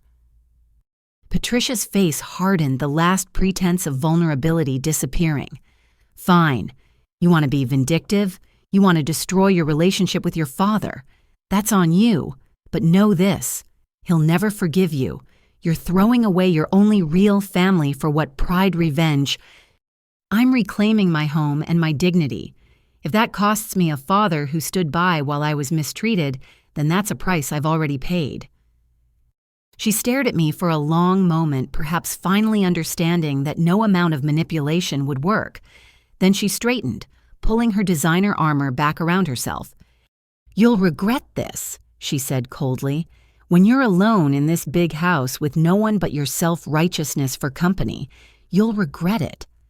"Maybe, but I'll be alone by choice, not because I've driven away anyone who won't serve me." Patricia turned on her heel, stalking toward the stairs. At the archway, she paused, looking back with pure venom in her eyes. "Your mother would be ashamed of you." The words were meant to wound, but they fell flat. I'd already faced that particular demon and found it toothless. "My mother," I said quietly, "would be ashamed of my father for marrying someone who treats her daughter like a servant. She'd be ashamed it took me 7 years to stand up for myself. But mostly, she'd be ashamed that the man she loved chose comfort over conscience, chose a new wife over his daughter's well-being." Patricia had no response to that. She disappeared upstairs, her footsteps heavy with defeat. I returned to the foyer, watching through the window as the movers continued their work. My phone buzzed a text from my father. "Patricia says she tried to make peace and you refused. I'm disappointed in you, Jamie. I thought I raised you better than this." I stared at the message, feeling the last threads of obligation fray and snap. Even now, even after everything, he took her version at face value. He couldn't see or wouldn't see the manipulation, the calculated performance, the desperation dressed up as remorse. I typed back, "She tried to manipulate me into letting you stay. There's a difference between peace and capitulation. I thought you knew me better than this." His response was immediate, "This is your final decision." "It is." "Then you're no daughter of mine." The words should have hurt more than they did. Instead, I felt only a tired sort of relief. He'd chosen his side, definitively burning the bridge I'd been hesitant to cross. I deleted his number from my phone. Outside, the movers loaded a couch I didn't recognize, something Patricia must have bought to replace my mother's comfortable old sofa. Good. Let her take every trace of herself from this place. Tomorrow evening, they would be gone. The house would be empty, wounded, but mine. I could begin the work of restoration, not just of the property, but of the life I'd put on hold for 7 years. Patricia's desperate gambit had failed. The masks had fallen. And for the first time in years, I felt truly free. That evening, as the rain continued its steady percussion against the windows, I heard footsteps on the narrow stairs leading to my attic room. They were heavier than Patricia's quick clicks or Madison stomping my father's measured tread, each step deliberate and careful. I was sitting on my bed sorting through belongings I'd need to take back to the hotel. The knock on my door was soft, almost hesitant. "Jamie, it's Dad. Can we talk?" For a moment I considered refusing, but something in his tone, a weariness that matched my own, made me relent. "Come in." He entered slowly, having to duck under the low beam just as I did every day. It was the first time he'd been in this room in years, and I watched him take in the cramped space, the single bed pushed against one wall, the small dresser that doubled as a desk, the tiny window that provided the only natural light. "It's smaller than I remembered," he said quietly. "It's the same size it's always been, you just haven't looked." He stood awkwardly in the limited floor space, finally settling on the wooden chair I'd rescued from a garage sale. The silence stretched between us, heavy with 7 years of unspoken truths. "Patricia told me about your conversation," he began. "I'm sure she did." "She was trying to make peace, Jamie, trying to find a solution that worked for everyone. She was trying to manipulate me into letting you stay by suddenly discovering remorse she's never felt before." His jaw tightened. "That's unfair. People can change, admit their mistakes." "Dad." I cut him off, exhausted by the familiar pattern. In 7 years, has Patricia ever even once admitted she was wrong about anything? Has she ever apologized for anything? Has she ever shown the slightest consideration for my feelings or well-being? He opened his mouth, then closed it, unable to provide a single example. "Exactly," I continued. But the moment her comfortable life is threatened, she suddenly discovers therapy speak and crocodile tears. And you believe her because you always believe her, because it's easier than facing what you've allowed to happen in this house. What I've allowed, his voice sharpened. I've tried to keep peace in my home to balance everyone's needs by sacrificing mine. The words came out flat matter of fact. Every single time there was a conflict, you chose their comfort over my well-being. Every time. That's not true. Name one time I challenged. One single instance where you stood up for me against Patricia or Madison. One time you said enough when they were treating me like hired help. The silence stretched again. My father's face had gone red, but whether from anger or shame I couldn't tell. You're being dramatic, he said finally. Yes, Patricia has her difficult moments and Madison is spoiled, but calling you hired help. She literally called me the maid at dinner the night this all started. To my face, in front of company. You were sitting right there. I didn't hear. You never hear. My voice rose for the first time. You've perfected selective deafness. Every cruel comment, every unfair demand, every moment where a father should have protected his daughter, you conveniently didn't hear, didn't see, didn't notice. I've been trying to make a blended family work. He stood abruptly pacing the 2 steps the room allowed. Do you have any idea how hard it is to balance a new wife, a stepdaughter, and you? I've been walking on eggshells for 7 years. While I've been sleeping in an attic and paying rent in my own inherited house, we didn't know it was your house. Would that have made it acceptable? If Aunt Helen hadn't left me this place, would it be fine that I pay $700 for an unheated attic room, while Madison lives rent-free in a suite? He turned to face me, and for the first time in years, I saw real emotion crack through his accountant's facade. You're acting just like your mother, stubborn and unforgiving. The comparison meant as criticism felt like a gift. Mom was stubborn about things that mattered, I said. She was unforgiving of cruelty and injustice. If that makes me like her, I'm honored. Your mother also believed in family and forgiveness, in second chances. Mom believed in standing up for what's right. She taught me to know my worth, to demand respect, to fight for fairness. Somewhere along the way, I forgot those lessons. But Aunt Helen remembered, and she made sure I'd have the tools to remember too. Helen was a meddling old woman who never approved of my remarriage, he spat. Helen was the only family member who kept checking on me after Mom died, the only one who noticed I was being turned into a servant, the only one who cared enough to do something about it. By going behind our backs, by secretly buying our house, by ensuring I'd have security and dignity, by giving me the power to demand better treatment, by showing more love and concern in death than you've shown in life. The words hung between us like a blade. My father's face went from red to white, aging 10 years in seconds. How dare you, he said, his voice low and dangerous. I fed you, housed you, kept you safe.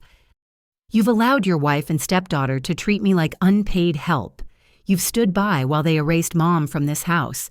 You've chosen their comfort over my dignity every single day for 7 years. I chose happiness. The words exploded from him. I chose to move forward instead of wallowing in grief. I chose a woman who made me laugh again, who brought light back into my life. And I paid the price for your happiness.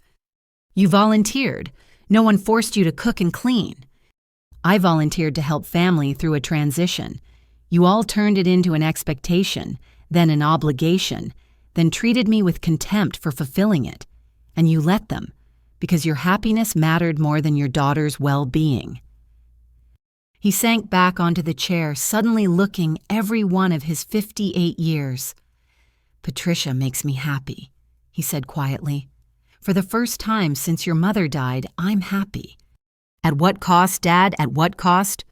You don't understand, he continued, not seeming to hear me. When your mother died, I thought I'd never feel anything again. Patricia brought me back to life. Yes, she has her flaws.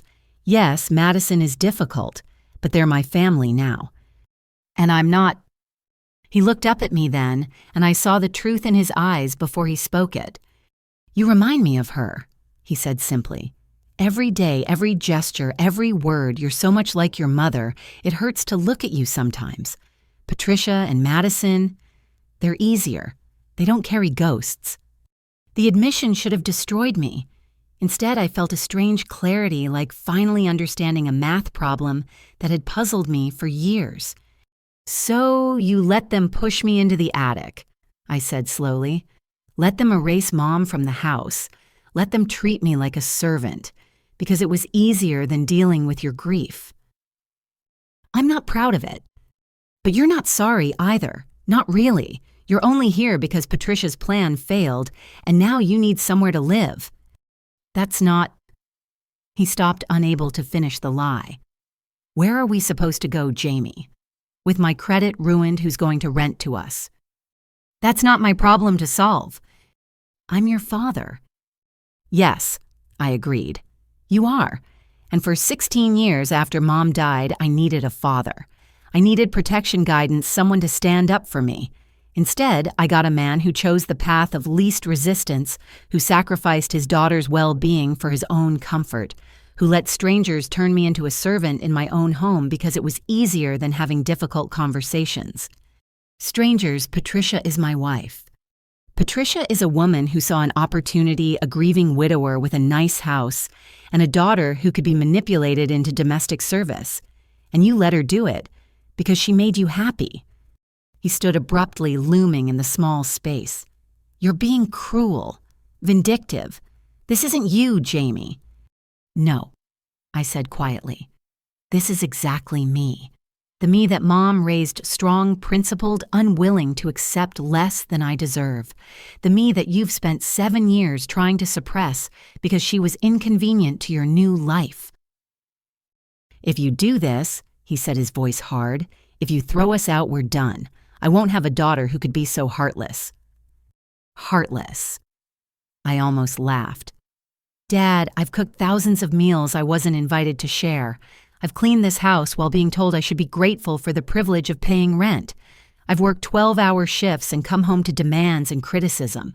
I've given 7 years of my life to people who couldn't even say thank you. If anyone's heartless here, it's not me. He stared at me for a long moment, perhaps finally seeing the woman I'd become instead of the ghost he'd been avoiding. Your mother would be disappointed in you, he said, finally pulling out the same weapon Patricia had tried. Mom would be disappointed in both of us, I replied. Me for taking 7 years to stand up for myself. You for being the reason I had to. He turned toward the door, then paused. Is there anything I can say to change your mind? You could start with, I'm sorry. You could acknowledge what you've allowed to happen. You could take responsibility for your choices. You could act like a father instead of Patricia's enabler. The silence stretched. He couldn't say it. Even now, even with everything on the line, he couldn't admit fault, couldn't acknowledge the harm, couldn't choose his daughter over his comfort.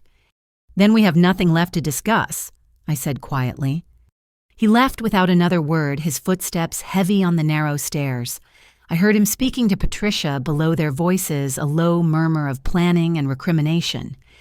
I sat on my small bed in my cold attic room, surrounded by 7 years of compressed living, and felt nothing.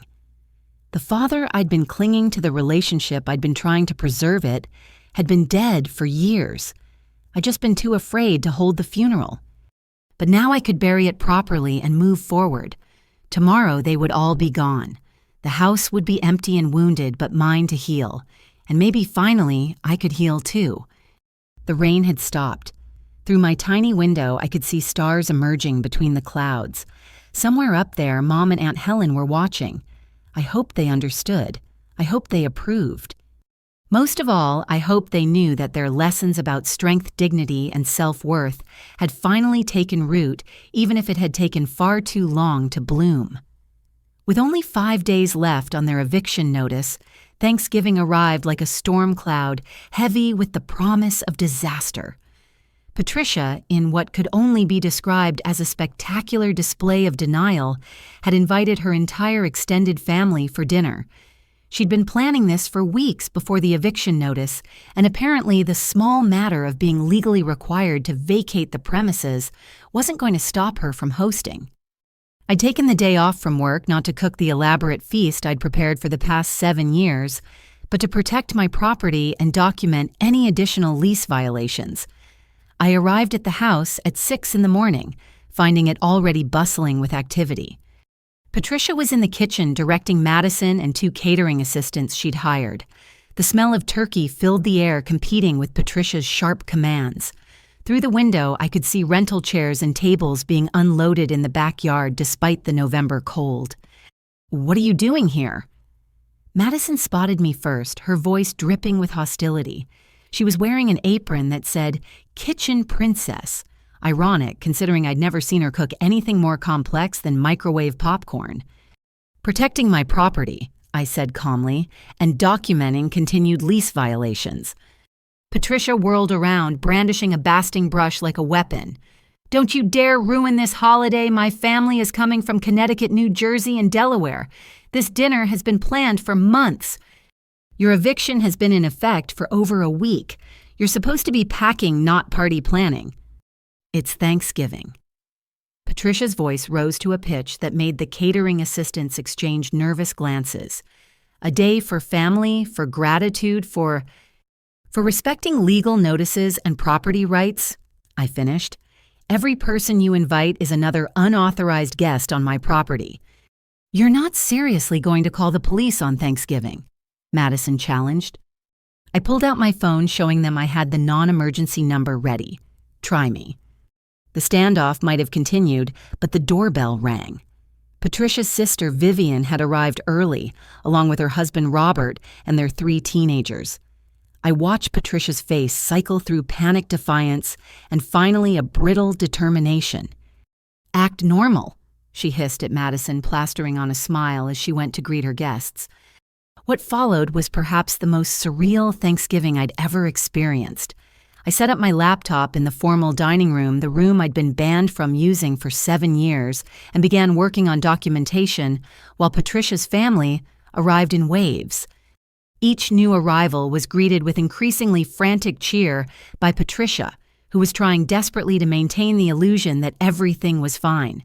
She'd told them nothing about the eviction, nothing about the credit card fraud, nothing about Madison's arrest. As far as they knew, this was just another family gathering at Patricia's lovely home. "Patricia, darling, the house looks wonderful," Vivian gushed, air-kissing her sister. "Though I don't remember this furniture.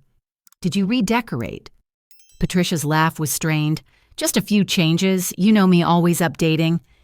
What Vivian didn't know was that half the furniture was already sold or packed, replaced with rentals, to maintain appearances. The family photos had been removed from walls, leaving telltale clean squares on the paint. Boxes were hidden in closets, and the garage the detritus of a life being hastily dismantled. By noon, 23 members of Patricia's extended family had arrived. They filled the house with conversation and laughter, oblivious to the underlying tension. I remained in the dining room, visible but separate, a specter at their feast. "Who's that?" I heard Vivian's teenage daughter whisper. "She's just sitting there working on Thanksgiving."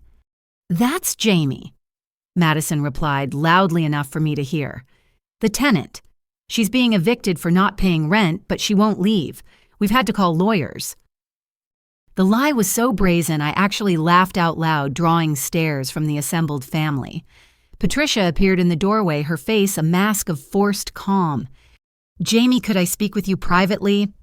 "No," I said, simply returning to my documentation.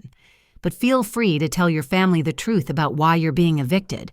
Start with the illegal garage conversion, or Madison's arrest, or the credit card fraud." The dining room fell silent. Vivian looked between Patricia and me, confusion clear on her perfectly made-up face. Evicted Patricia? What is she talking about? "It's a misunderstanding," Patricia said quickly. "A silly dispute about her violating multiple terms of the lease agreement on this property, which I own," I interjected calmly. including hosting this gathering without permission. You own... Robert Vivian's husband was a corporate lawyer, and his professional instincts kicked in immediately.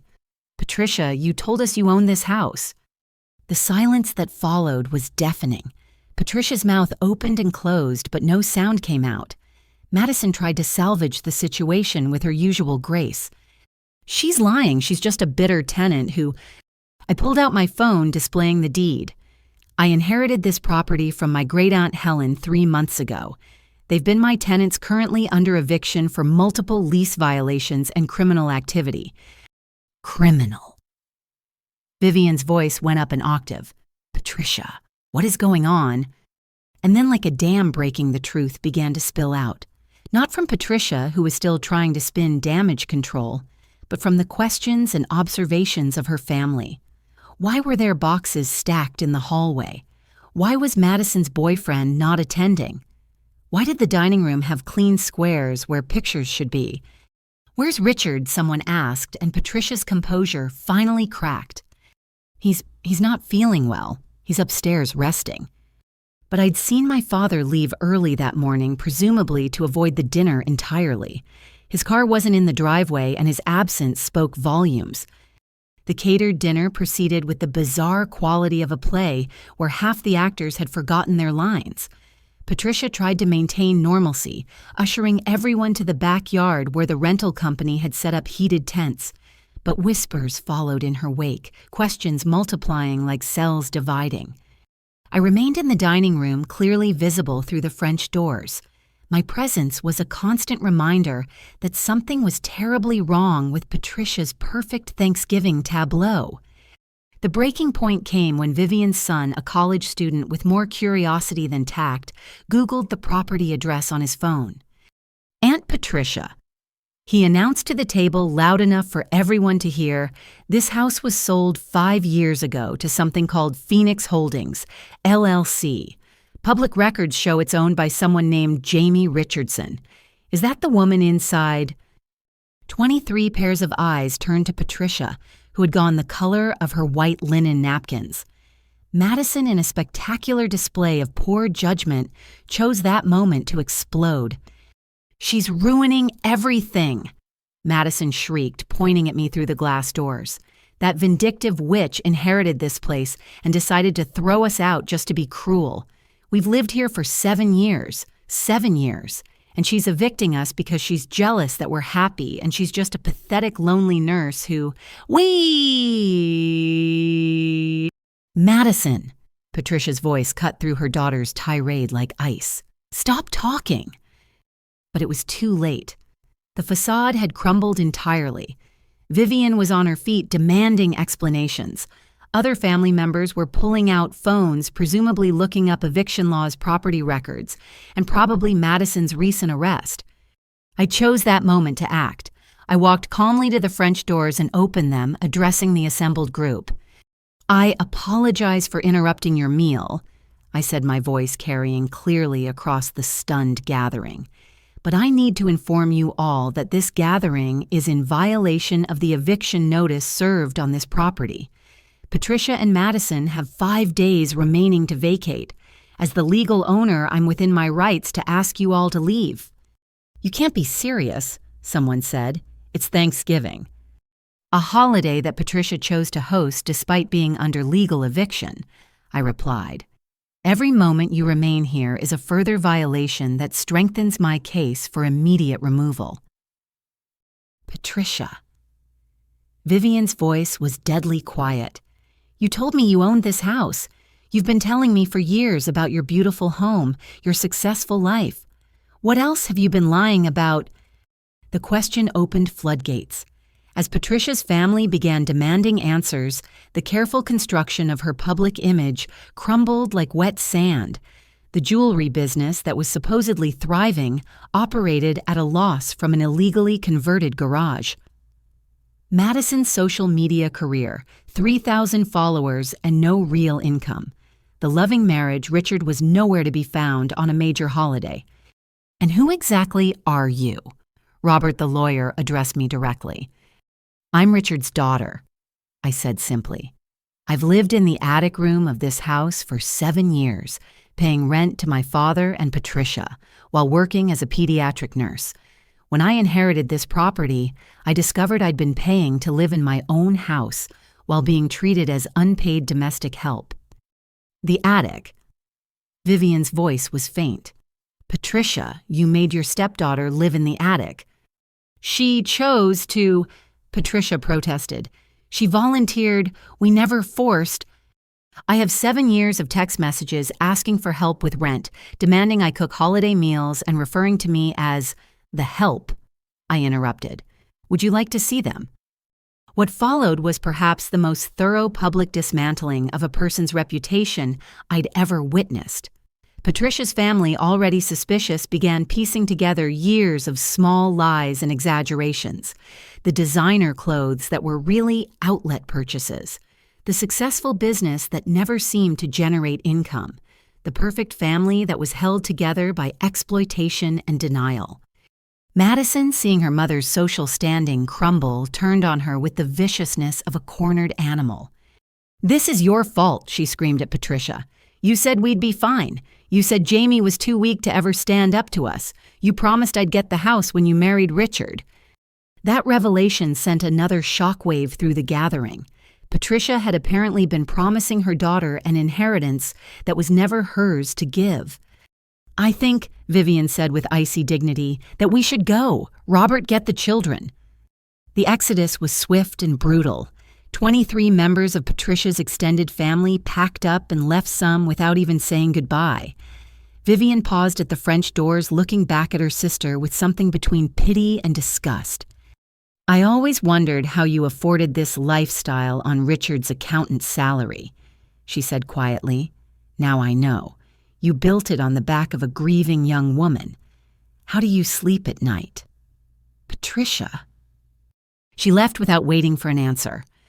Within an hour, the backyard was empty except for the rental furniture and the ruins of a feast. Patricia sat at the head of the abandoned table looking older and smaller than I'd ever seen her. Madison had stormed off to her room, her sobs audible even from outside. I returned to the dining room, packing up my laptop and documentation. Through the window, I could see Patricia still sitting in the cold November air, surrounded by the wreckage of her carefully constructed life. My phone buzzed. A text from my father. "Patricia says you ruined Thanksgiving. I hope you're satisfied." I didn't respond. There was nothing left to say. As I prepared to leave, Patricia appeared in the doorway. Her makeup was ruined, her perfect hair disheveled, her holiday dress wrinkled and stained. "You destroyed me," she said quietly. "In front of my entire family, you destroyed me." "No," I corrected gently. "You destroyed yourself. I just stopped enabling the fiction." She had no response to that. I gathered my things and left, driving back to the hotel through streets quiet with holiday peace.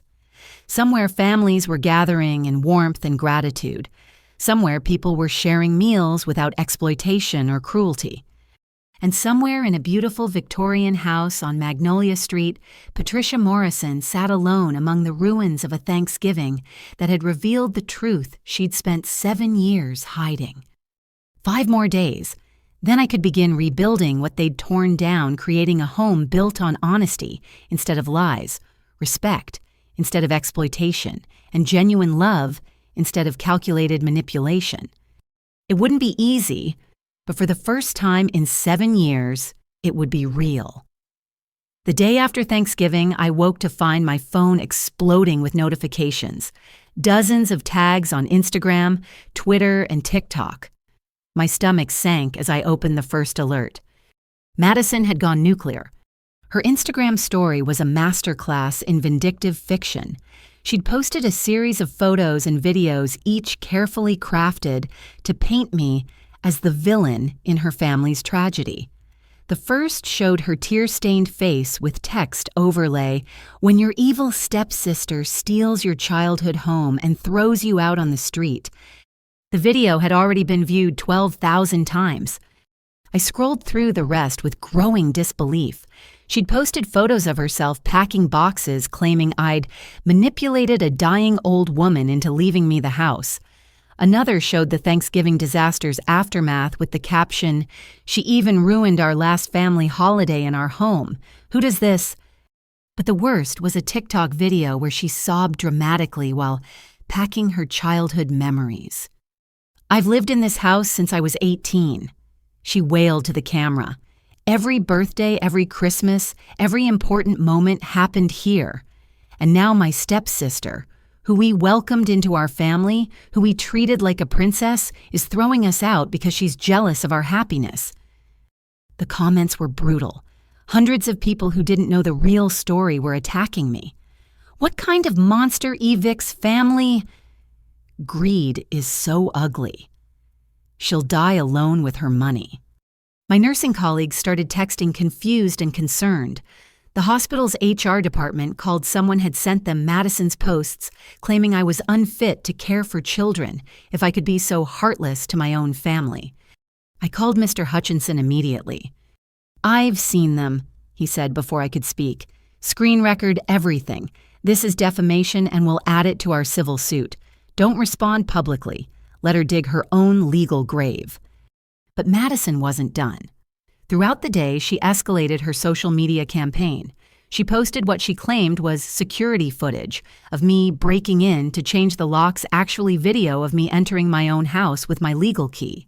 She shared screenshots of text messages supposedly from me, threatening them crude photoshops that wouldn't fool anyone who looked closely, but her followers weren't looking closely. The crescendo came that evening. Madison went live on Instagram, broadcasting from her room as she packed her life away. 3,000 viewers watched as she opened boxes, pulling out items with manufactured emotion. "This was my sweet 16 tiara," she said, holding up the rhinestone crown. "I wore it the night Dad, my stepfather, officially adopted me in his heart, if not legally. And now his biological daughter is making sure I can never feel that belonging again." The adoption lie was a new low. My father had never even discussed adopting Madison. She was 25 years old and had a living father who sent sporadic birthday cards and nothing else. But her audience ate it up. The viewer count climbed. Comments flooded, in many offering her places to stay money for a lawyer's sympathy for her plight. Someone started a GoFundMe, "Help Madison Save Her Childhood Home." It raised $2,000 in 3 hours before I could report it as fraudulent. I was documenting everything when I heard a car pull up outside the hotel. Through the window, I saw Madison's car, a BMW her mother had leased for her in the parking lot. She was here, at my hotel. I double-checked that my door was locked and called hotel security. "We have someone who may be planning to harass me," I explained. "She's my stepsister currently under eviction, and she's been posting defamatory content about me online." Security promised to monitor the situation. Within minutes, I heard commotion in the hallway. Madison's voice, loud and dramatic, carried through the door. "I just want to talk to my sister. I want to apologize. Why won't anyone help me reconcile with my family?" She was live streaming again. I could see it on my phone, the hotel hallway security approaching her tearful face, perfectly angled for maximum sympathy. "They won't even let me apologize," she sobbed to her audience.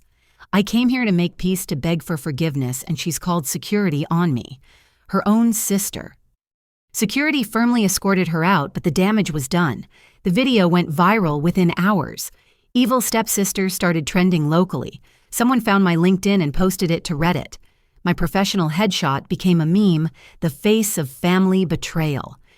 But Madison had made a crucial mistake. In her eagerness to destroy me, she'd been sloppy. The security footage she'd posted included clear timestamp data proving she'd changed the locks illegally. Her live streams showed undamaged property she'd claimed I'd destroyed. Most damning, she'd accidentally included a glimpse of the actual eviction notice in one video, contradicting her claims about the reasons for removal. Internet detectives started noticing inconsistencies. Why did she claim to have lived there since childhood, but earlier posts showed a different house? Why were there no photos of her in the home before age 18? How could someone who claimed to be homeless afford a BMW and designer clothes? The tide began to turn, but not before the damage spread. My supervisor called parents of patients had seen the posts and expressed concern. While the hospital supported me, they suggested I take a few days off until things calmed down. Madison, drunk on viral attention, escalated further. She posted a tour of her house, showing damage that didn't exist, claiming I'd already started destroying her home. But sharp-eyed viewers noticed something she'd missed. Visible in several shots were the security cameras I'd installed after her birthday party. I'd recorded everything. Working with Mr. Hutchinson, we prepared a comprehensive response. Not emotional appeals or social media drama, but facts. Security footage of Madison's party showing her destroying property. Time-stamped video of her entering my locked room. Audio from the cameras in common areas where recording was legal, capturing her calling me the help, and discussing how to milk Jamie for everything before Mom marries someone richer. We sent cease and desist letters to Madison and Patricia demanding they stop the defamatory posts. When Madison ignored them, continuing her campaign, we released the security footage. The internet's judgment was swift and merciless. The same commenters who'd called me a monster now turned on Madison with double the venom. Her Instagram followers plummeted. The GoFundMe was shut down with a fraud warning. Someone found her old posts bragging about living rent-free and never having to work like regular people. But Madison wasn't finished. Cornered and exposed, she lashed out with one final desperate video. Fine, you want the truth. She was clearly intoxicated, mascara, streaking hair disheveled. Yeah, we treated her like crap. So what? She let us. For 7 years, she cooked and cleaned and paid rent like a good little servant, because she's too pathetic to stand up for herself. And now she suddenly grows a spine because some old lady felt sorry for her. She's not a victim, she's a doormat who got lucky. The video was meant to hurt me, but it became her complete undoing. In trying to wound me, she'd confessed to everything: the exploitation, the cruelty, the deliberate nature of their treatment. Major news outlets picked up the story. Influencers' viral rant exposes years of family exploitation became a trending topic. Her employer, the real estate firm that had already been questioning her after the birthday party arrest, fired her immediately. The BMW was repossessed when Patricia stopped making payments. Madison's carefully curated online persona crumbled entirely. The next morning, I received a package at the hotel. Inside was an envelope of cash, $3,000, and a note in Madison's handwriting. This is all I have. Please don't release any more videos. I'm sorry, I'll leave quietly. I stared at the money, probably from the GoFundMe, before it was shut down. It wasn't even a fraction of what I'd spent supporting the household over 7 years, but it wasn't about the money. It never had been. I had Mr. Hutchinson return it with a simple message. Use this for your moving expenses. Leave by the deadline. Stop the harassment. No further contact. Madison's social media went dark after that. The videos were deleted, the accounts made private, or deactivated entirely. The internet moved on to its next drama, leaving only archived screenshots and think pieces about toxic family dynamics in the social media age. But the real cost was higher than followers or reputation. Madison had spent so long crafting an online persona that she'd forgotten how to exist without it. Her entire identity had been built on the fiction of being a successful influencer from a perfect family. Without that fiction, she had nothing. 3 days remained on the eviction notice. The house was quiet when I drove by. No more parties, no more drama, just the steady work of lives being packed into boxes. Madison's revenge had backfired spectacularly, accelerating their departure and cementing my decision. Sometimes the best response to someone trying to destroy you is simply to let them reveal who they really are. Madison had done that more thoroughly than I ever could have. The truth, as they say, had set us all free, just not in the way she'd intended. My lawyer, Mr. Hutchinson, arrived at the hotel the next morning with a manila envelope that felt heavier than its physical weight suggested. "I've been saving this for the right moment," he said, settling into the small chair by the window. "Your aunt was very specific about when you should receive this additional documentation. Inside the envelope were photographs, letters, and a thick document that looked like a private investigator's report. My hands trembled slightly as I began to read. The first page was a letter in Aunt Helen's distinctive handwriting. My dearest Jamie, if you're reading this, then you finally stood up to them. I'm so proud of you, dear one. I know it wasn't easy. I know you probably feel guilty, but you need to know the truth about why I did what I did. 3 years ago, I hired a private investigator, not to spy, but to check on you. You'd stopped calling as often, and when you did, you sounded so tired, so defeated. What he found broke my heart and ignited my anger in equal measure. I looked up at Mr. Hutchinson. She hired a private investigator. He nodded. She was concerned, but didn't want to interfere directly. She knew you'd refuse help out of pride or misplaced loyalty, so she gathered evidence instead. I returned to the letter. The investigator documented everything. The photos will show you what I saw you coming home from 12-hour shifts to cook elaborate meals you weren't invited to share, you cleaning while they lounged by the pool you weren't welcome to use, you paying rent for an attic room while Madison lived like a princess in what should have been your space. But the worst part was watching you shrink. Each year you became smaller, quieter, less like the vibrant young woman your mother raised. They weren't just taking your labor, Jamie. They were stealing your light. The photographs were damning, shot after shot of me carrying groceries while Patricia and Madison sat on the porch, me mowing the lawn in the summer heat while they sunbathed, me through the kitchen window at midnight still cleaning up from a dinner party I hadn't been invited to attend. One photo stopped me cold. It showed me sitting alone in my car in the hospital parking lot, clearly crying. The timestamp showed it was Christmas Eve 2 years ago, the night Patricia had told me not to join the family dinner because it would be awkward with Madison's boyfriend's family. These photos, I couldn't finish the sentence, were taken from public property or with permission from neighbors, Mr. Hutchinson assured me. Everything was legal and above board. Your aunt was very careful. The investigator's report was thorough and clinical. Subject Jamie Richardson exhibits signs of sustained emotional abuse and financial exploitation. Despite professional success, promoted to charge nurse, received multiple commendations, subject maintains subservient role in household. Family members demonstrate pattern of deliberate exclusion, excessive demands, and psychological manipulation. Of particular note, subject pays $700 a month for substandard accommodations, while comparable rooms rent for $300, $400 in same neighborhood. Subject provides approximately 30 to 40 hours weekly of unpaid domestic labor, valued at $600, $800 week. Total estimated financial exploitation, $75,000, $100,000 over observation period. Aunt Helen's letter continued.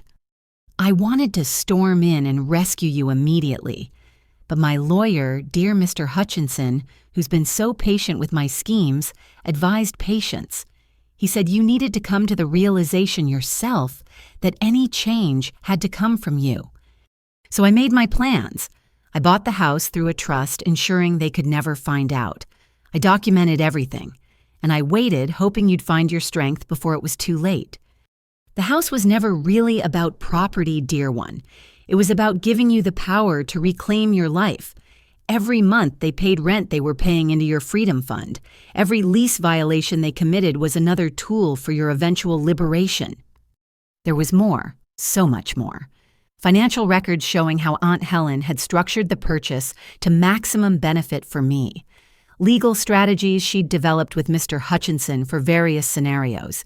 Even psychological resources for recovering from long-term emotional abuse. She loved you very much, Mr. Hutchinson said quietly as I wiped away tears. She called you her true granddaughter, even though you were technically her great-niece. Said you were the only one who inherited your mother's strength, even if it had been buried under others' cruelty. One document caught my eye, a transcript of a conversation between Aunt Helen and the investigator. "Aya, has there been any physical abuse? P.I. No, ma'am. It's all psychological and financial. A.H. In some ways, that's worse. Bruises heal. But when they convince you that you deserve mistreatment, that you're lucky to have what little they give you, That damage goes deep. PI, what do you want me to do? AH, keep watching, keep documenting, and pray she finds her backbone before they break her completely. The final page of Aunt Helen's letter was dated just a month before her death. I won't be here to see you reclaim your life, dear one. My doctor says weeks, maybe days, but I'll die knowing I've given you the tools you need. The house, the evidence, the legal framework, it's all there waiting for you. But more importantly, I want you to know this. You are not what they've made you believe. You are not the help. You are not a burden. You are not lucky to have that cold attic room. You are a talented, compassionate woman who saves children's lives. You are your mother's daughter, strong, capable, worthy of respect and love. You are someone who deserves to eat at the table, not in the kitchen. Someone who deserves to swim in the pool, not just clean it. Someone who deserves to live, not just exist. They will call you cruel when you finally stand up. They will say you're vindictive, ungrateful, heartless. They will try every manipulation they know. Do not listen. Do not waver. Do not let them steal one more day of your life. And when you finally sit in your dining room, in your house, living your life, toast a glass to your old Aunt Helen. I'll be watching with your mother and will be so very proud. All my love, Aunt Helen. P.S. Check the attic crawl space behind the old wardrobe. I left something for you there during my last visit. I looked at Mr. Hutchinson in shock. There's something in the house. He smiled. She insisted on visiting one last time about 6 months before she passed. Said she wanted to see the place once more. She was alone in the attic for about an hour, told Patricia she was praying in the space where her dear friend's daughter slept. I thought back to that visit. Patricia had been annoyed by Aunt Helen's request to see my room, but couldn't refuse a 90-year-old woman. I'd been at work, had missed seeing her that final time. What did she leave? I asked. I don't know, Mr. Hutchinson admitted. She never told me. Just smiled that mischievous smile of hers and said you'd understand when you found it. I stared at the pile of evidence, years of documentation, carefully gathered proof of my exploitation. Aunt Helen had seen what I'd been too close to see.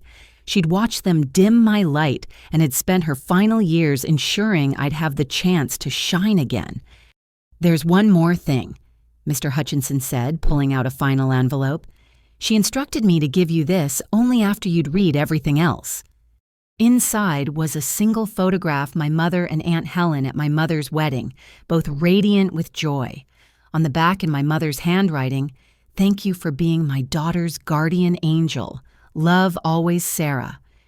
Below that, in Aunt Helen's shaky script, "Promise kept, my dear Sarah. Your daughter has found her way home." I broke down completely, then sobbing for the great aunt who'd loved me enough to orchestrate my freedom from beyond the grave. For my mother who'd been gone so long, but whose strength still lived in me.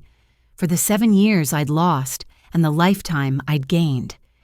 Mr. Hutchinson quietly gathered the documents, leaving me the photos and letters. "Take your time," he said gently. "The house will be yours in 2 days. Then you can find whatever Helen left for you." After he left, I sat among the evidence of years of love and planning.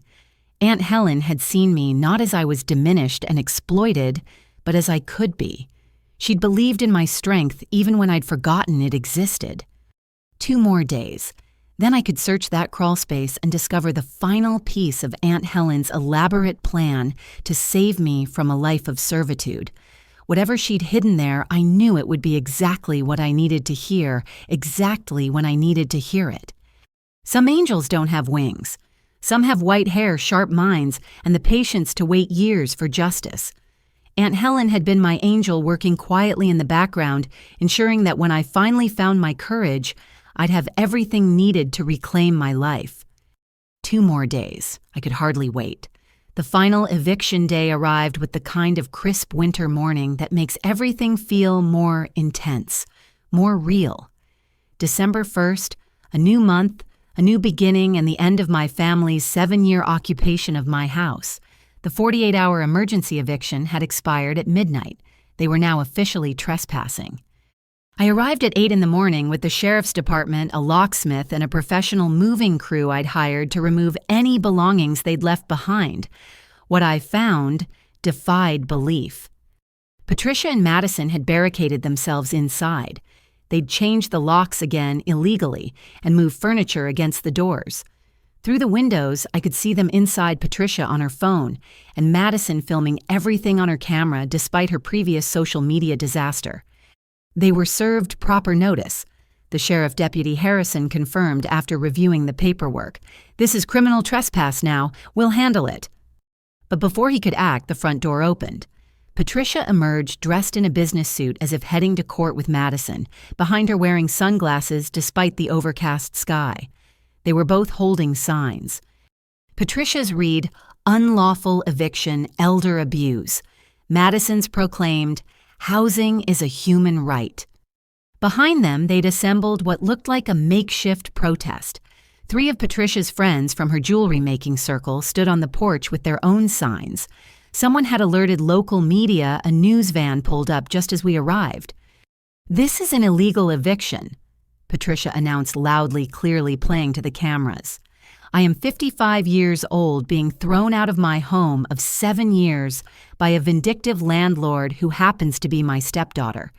This is elder abuse and discrimination." Deputy Harrison looked at me with raised eyebrows. "Ma'am, are you seriously claiming elder abuse?" "I have a heart condition," Patricia declared, clutching her chest dramatically. "The stress of this vengeful eviction could kill me. My doctor says I need stability." From my bag, I produced a file Mr. Hutchinson had prepared for exactly this scenario. "Here's the lease agreement she signed the legal eviction notice served 21 days ago.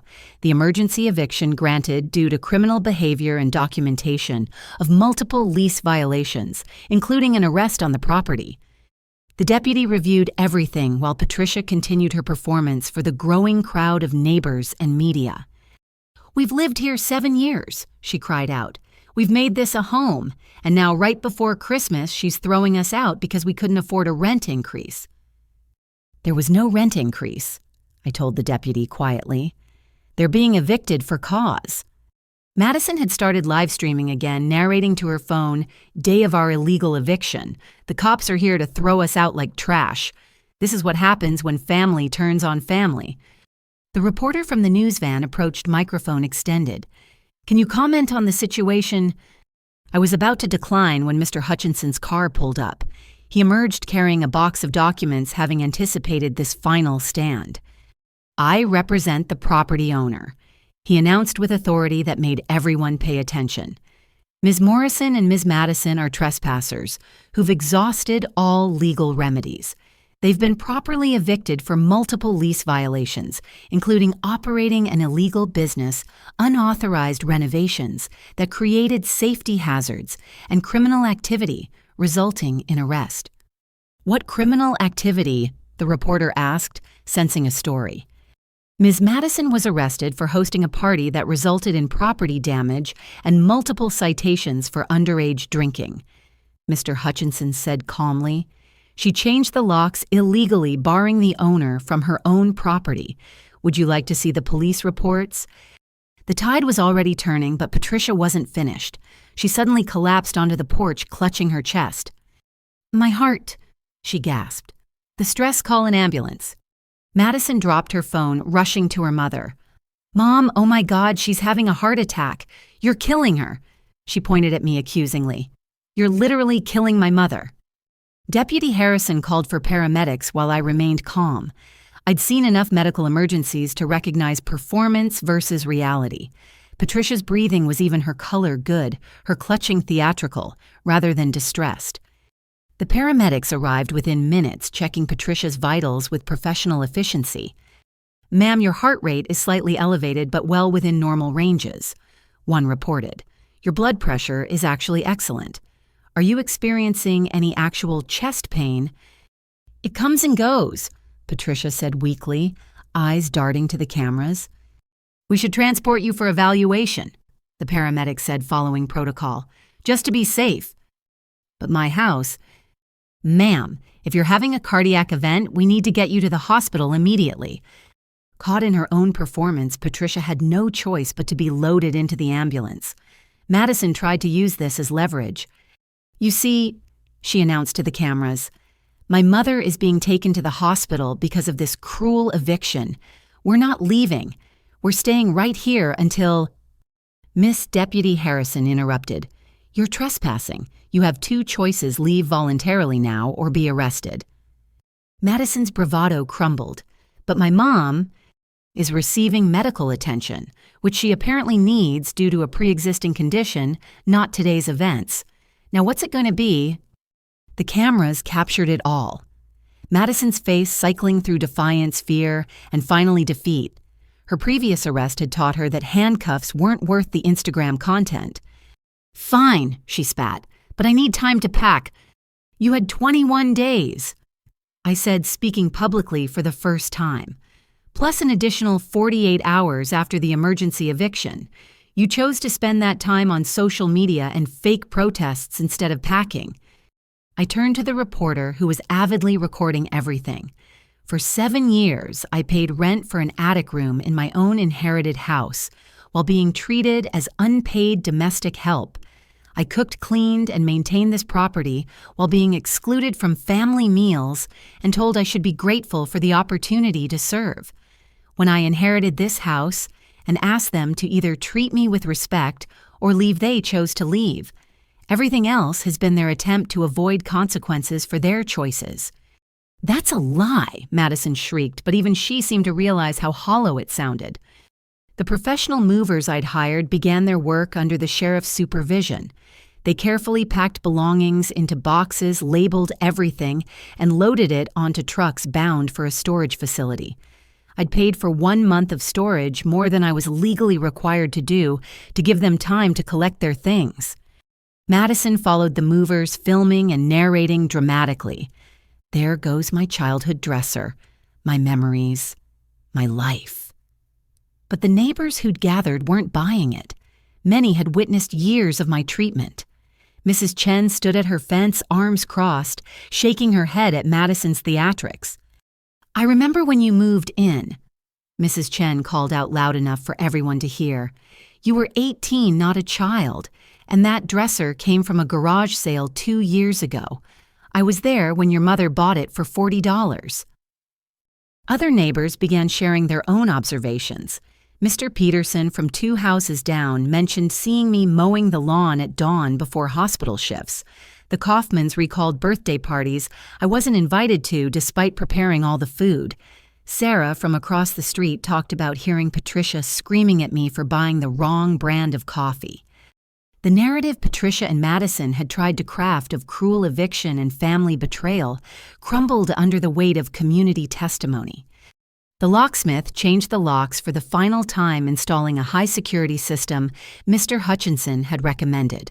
The house was legally and finally mine. Madison made one last attempt at drama, throwing herself across the doorway. "You can't do this. This is my home." "No," I said firmly. "It's mine. It's been mine for 3 months legally and for 28 years by right of birth and love. You're no longer welcome here." Deputy Harrison gently but firmly moved Madison aside. She stood on the lawn looking lost without her props and protest signs. "Where am I supposed to go?"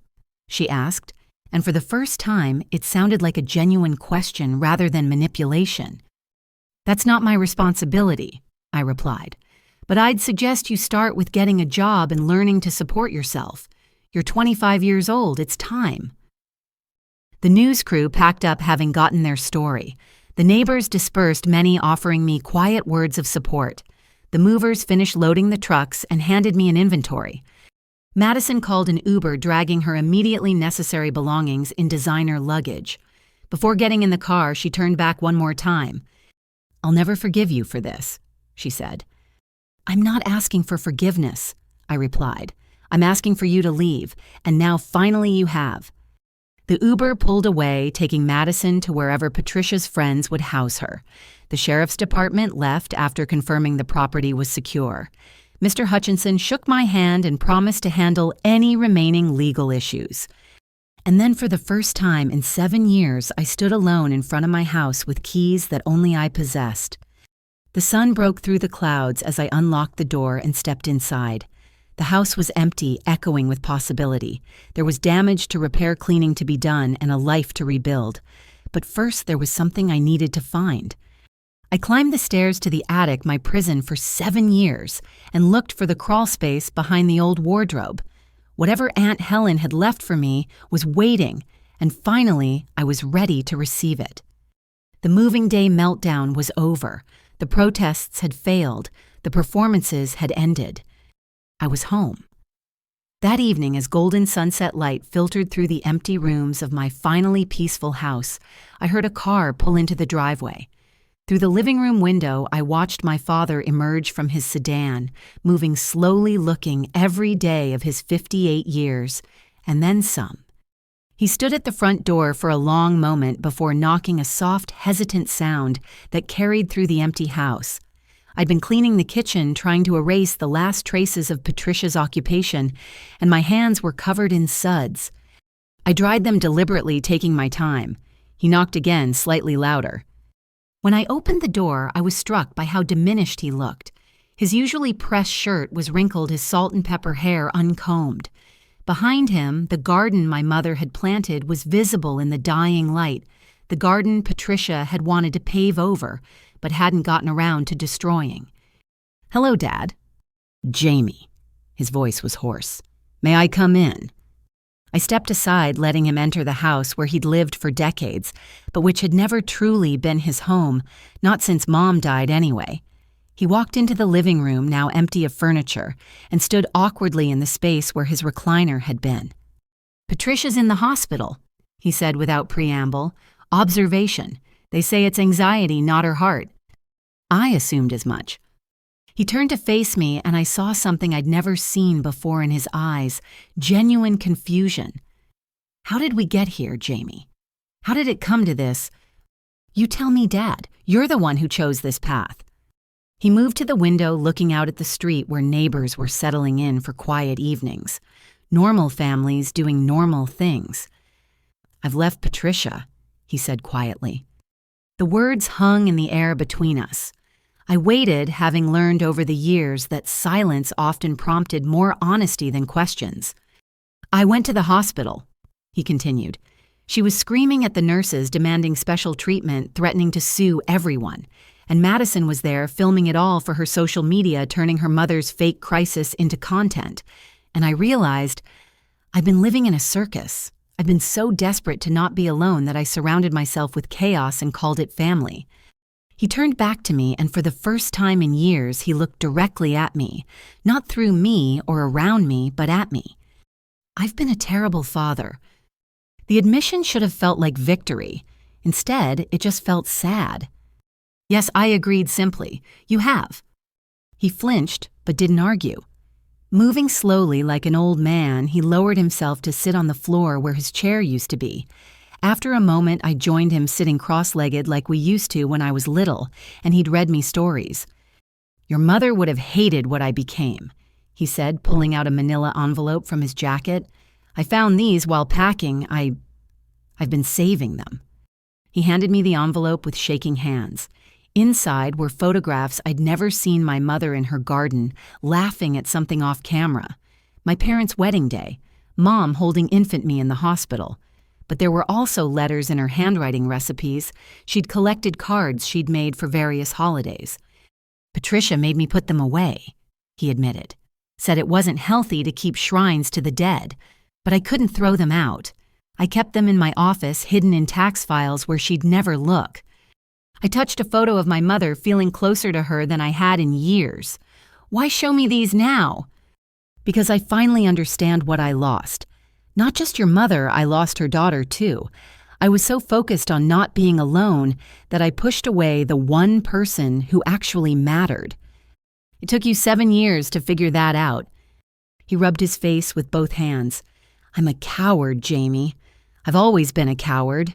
When your mother got sick, I threw myself into work because I couldn't handle watching her fade. After she died, I couldn't handle your grief on top of mine, so I withdrew.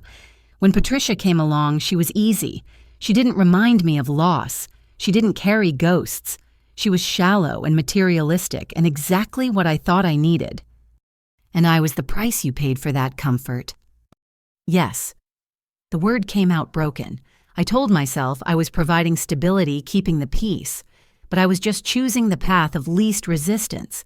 Every time Patricia criticized you, every time Madison treated you badly, every time you ate alone in the kitchen, I knew it was wrong. But speaking up would have meant conflict, and conflict would have meant possibly losing my buffer against loneliness. We sat in silence as darkness filled the empty room. Somewhere upstairs, the old house creaked and settled, making the sounds that had been my only company for so many nights. "I don't expect forgiveness," he said finally. "I haven't earned it, but I need you to know that I see it now. All of it. The way you kept Mom's memory alive through her recipes while I let Patricia erase her from the walls. The way you maintained her garden while I stood by as Patricia planned to destroy it. The way you became the woman your mother would have been proud of while I became a man she wouldn't recognize. What do you want from me, Dad?" He struggled to his feet, looking around the empty room. "Nothing. I have no right to want anything from you. I needed to tell you the truth, and to give you these." He gestured to the photos. They belong with someone who actually loved her. He moved toward the door, then stopped. From his pocket, he pulled out a small velvet box. "One more thing. This was your mother's. I should have given it to you years ago, but Patricia said—" He shook his head. "It doesn't matter what Patricia said." I opened the box. Inside was my mother's engagement ring, a simple solitaire diamond in an antique setting. I'd asked about it after she died, but Dad had said it was in the safety deposit box. Another lie to keep the peace. "She wanted you to have it," he said quietly. "Told me before she died.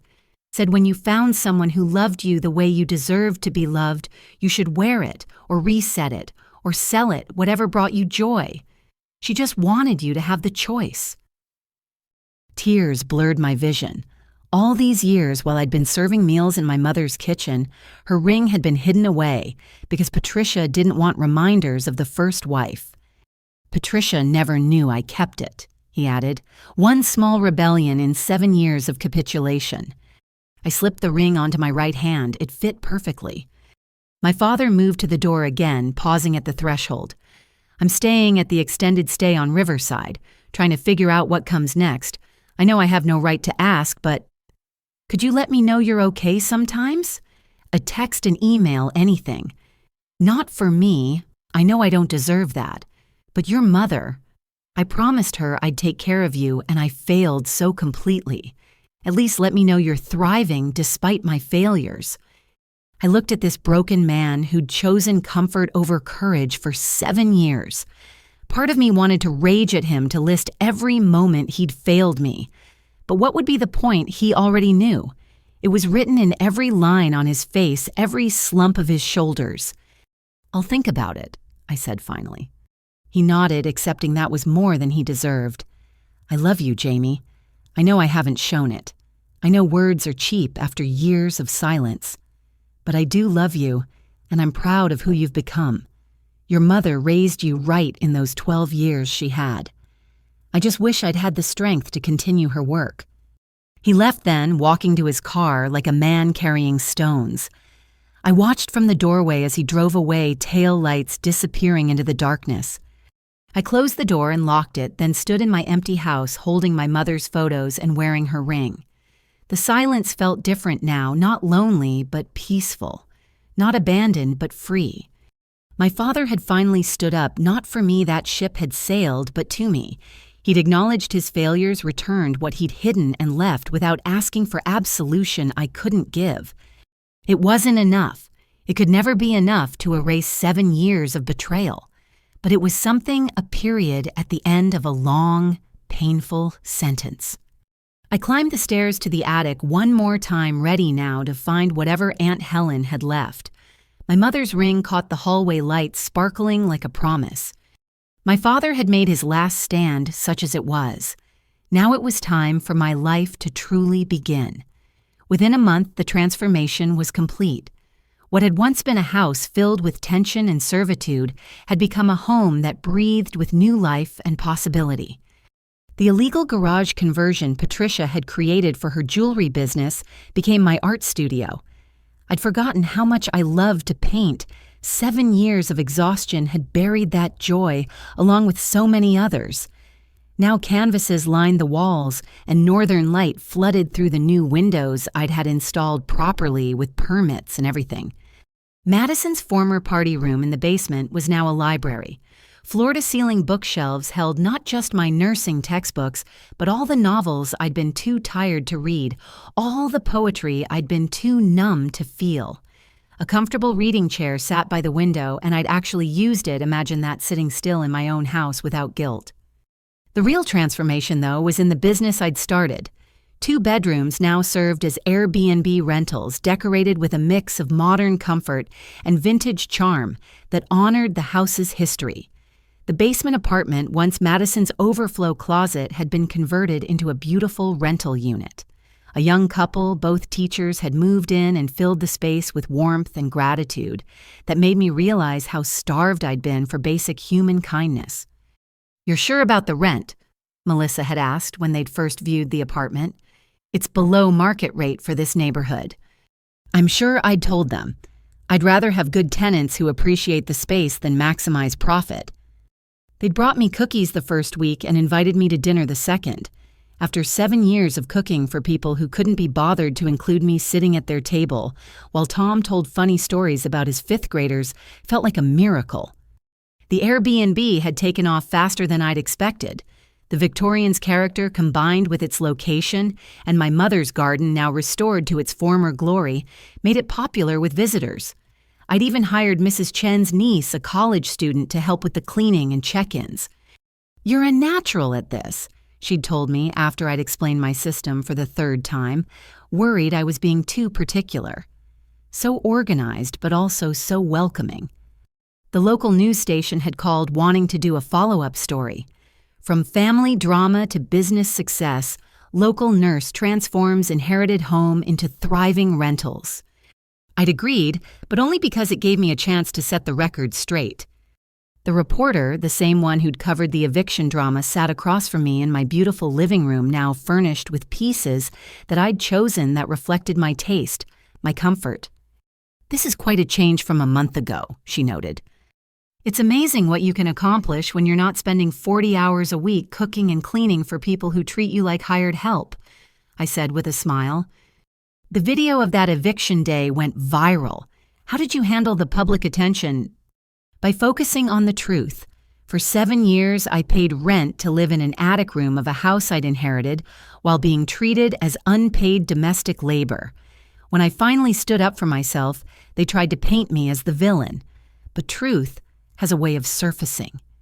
What would you say to critics who felt you should have been more forgiving? It was family, after all." I'd thought carefully about my answer. Family isn't about blood or marriage certificates. It's about how you treat people when you think no one's watching. For 7 years, my step-family showed me exactly who they were. Believing them was the healthiest thing I ever did. The segment aired the week before Christmas. The response was overwhelming messages of support from other people who'd been trapped in toxic family situations, seeing my story as inspiration for their own liberation. But the sweetest victory came in smaller moments: cooking dinner in my kitchen and eating it at my dining room table, swimming in my pool on a hot day without asking permission, sitting in my living room reading a book without someone demanding I fetch them something. The financial success was gratifying. Between the rentals and my nursing salary, I was more secure than I'd ever been. But the emotional success was priceless. I'd reclaimed not just my house, but my life. One evening, as I was painting in my studio, I heard a knock on the door. Through the peephole, I saw Madison's former co-worker from the real estate firm. "Hi, Jamie, I'm Sienna. I worked with Madison. I was wondering if you had a moment." Curious, I let her in. She looked around the renovated space with obvious admiration. "This is beautiful. So different from before." "Thank you. How can I help you?" "Actually, I was hoping I could help you. I saw the news segment about your rental business. I specialize in property management for small landlords. I wondered if you might need assistance as you grow. We talked for an hour. Sienna was professional, knowledgeable, and had a story of her own about Madison's behavior at work that made me realize I hadn't been the only target of her cruelty. She was a nightmare, Sienna confided. Took credit for everyone else's work, never did her own, treated the assistants terribly. When she was fired after that arrest, we actually celebrated. I hired her part-time to help manage the rentals, freeing up more time for my nursing career and my rediscovered love of painting. The best moment came when I received a package from a gallery downtown. Inside was a letter. Ms. Richardson, we recently viewed your artwork on your Instagram page and would be interested in discussing representation. Your piece, Liberation Day, particularly caught our attention. Please contact us at your earliest convenience. Liberation Day was a painting of my mother's garden in full bloom, painted from the view from what used to be my attic prison. I'd started it the day after the eviction and finished it just that week. It was the first painting I'd completed in 7 years. I called them immediately. As Christmas approached, I decorated the house for the first time in years, with decorations I chose in a style that felt like me. The tenants helped turning it into a party. Mrs. Chen brought cookies. My colleagues from the hospital stopped by with wine. Even Mr. Hutchinson came bringing his wife and a bottle of champagne. To sweet victory, he toasted, raising his glass in my dining room, where I'd once stood, frozen, holding a tray of appetizers I wouldn't be invited to share. To Aunt Helen, I countered, who saw what others refused to see and gave me the tools to save myself. Later that night, after everyone had gone home, I sat in my living room, and opened my laptop to check the Airbnb bookings. January was already nearly full. The young teachers had asked about extending their lease. Sienna had sent 3 potential clients interested in having me manage their rental properties. My phone buzzed with a text. For a moment, my heart lurched, thinking it might be Patricia or Madison. But it was my father. Saw the news segment. You look happy. Your mother would be so proud. I'm proud too, for whatever that's worth. Merry Christmas, Jamie. I stared at the text for a long moment, then typed back, Merry Christmas, Dad. It wasn't forgiveness, it wasn't reconciliation, but it was acknowledgement that life moves forward, that victories can be sweet without being vengeful, that success is the best response to those who said you'd never achieve it. I poured myself a glass of wine, good wine, not the cheap stuff Patricia bought, and raised it to the empty room that wasn't empty at all. It was full of possibility of peace, of the promise that the best was yet to come. The girl who'd been treated like the help was now helping others find homes. The woman who'd been banished to the attic now owned the entire house. The nurse who'd saved so many had finally saved herself. Sweet victory indeed. 6 months later, on a snowy Christmas Eve, my house on Magnolia Street glowed with warmth and light. Not the harsh showing-off illumination that Patricia had favored, but a gentle welcome that would have made my mother smile. I stood in my kitchen, truly my kitchen now, pulling the last batch of sugar cookies from the oven. The same recipe my mother had used, the one I'd made for 7 years, while being told I was naturally domestic. But tonight was different. Tonight I was cooking for people who saw me as family, not staff. Not. Those smell amazing. Melissa appeared in the doorway carrying a stack of plates. She and Tom had become more than tenants over the months they'd become friends. Real friends who helped without being asked and included without obligation. My mom's recipe, I said, transferring cookies to the cooling rack. She used to say the secret was love. My father finished from behind Melissa. She always said the secret ingredient was love.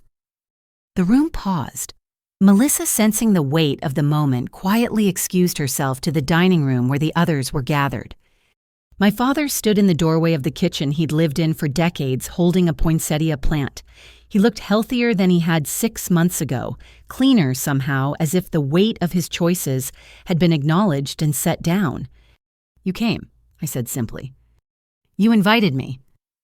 He set the plant on the counter, then pulled out an envelope. I wanted to give you this. It's not a Christmas gift. It's restitution. Inside was a check for $42,000. "It's every penny of rent you paid plus interest," he explained quietly. "I know money doesn't fix anything, but you never should have paid to live in your own home. This is the least I can do." I looked at the check, then at him.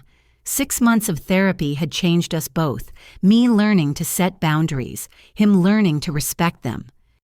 "Thank you," I said, putting the check aside. "Would you like to stay for dinner?" His eyes filled with tears. I'd be honored. The dining room was full of the family I'd chosen. Mrs. Chen and her husband occupied the seats where Patricia used to hold court. 2 of my nursing colleagues, Jenny and Amara, sat where Madison had filmed her viral videos. Tom was in my father's old chair telling one of his teaching stories. Mr. Hutchinson and his wife had claimed the corner near the restored china cabinet. "Everyone," I announced, "this is my father, Richard." The introduction was met with polite but cautious greetings. They all knew the story, but they also knew about redemption, about the possibility of change, about the difference between forgiveness and forgetting. My father took the empty seat not at the head of the table where he'd once presided, but as one guest among many. He listened more than he talked, laughed at Tom's stories, complimented Mrs. Chen's dumplings. For the first time in years, he was present without trying to avoid the ghosts in the room. After dinner, as we gathered in the living room for coffee and dessert, Amara asked about the painting above the fireplace, a new piece I'd just hung. "It's called Inheritance," I explained. "My first sale to a collector, actually." The painting showed 3 women in a garden, my mother young and vibrant, Aunt Helen elderly but fierce, and me, somewhere between them, hands dirty from planting face, turned toward the sun. "It's beautiful," my father said softly. "Helen would have loved it." "She did love it," I said, which made everyone look at me in confusion. That's actually what I wanted to share with all of you tonight. I retrieved a box from the mantel, the same box I'd discovered in the attic crawlspace 6 months ago, exactly where Aunt Helen had promised it would be.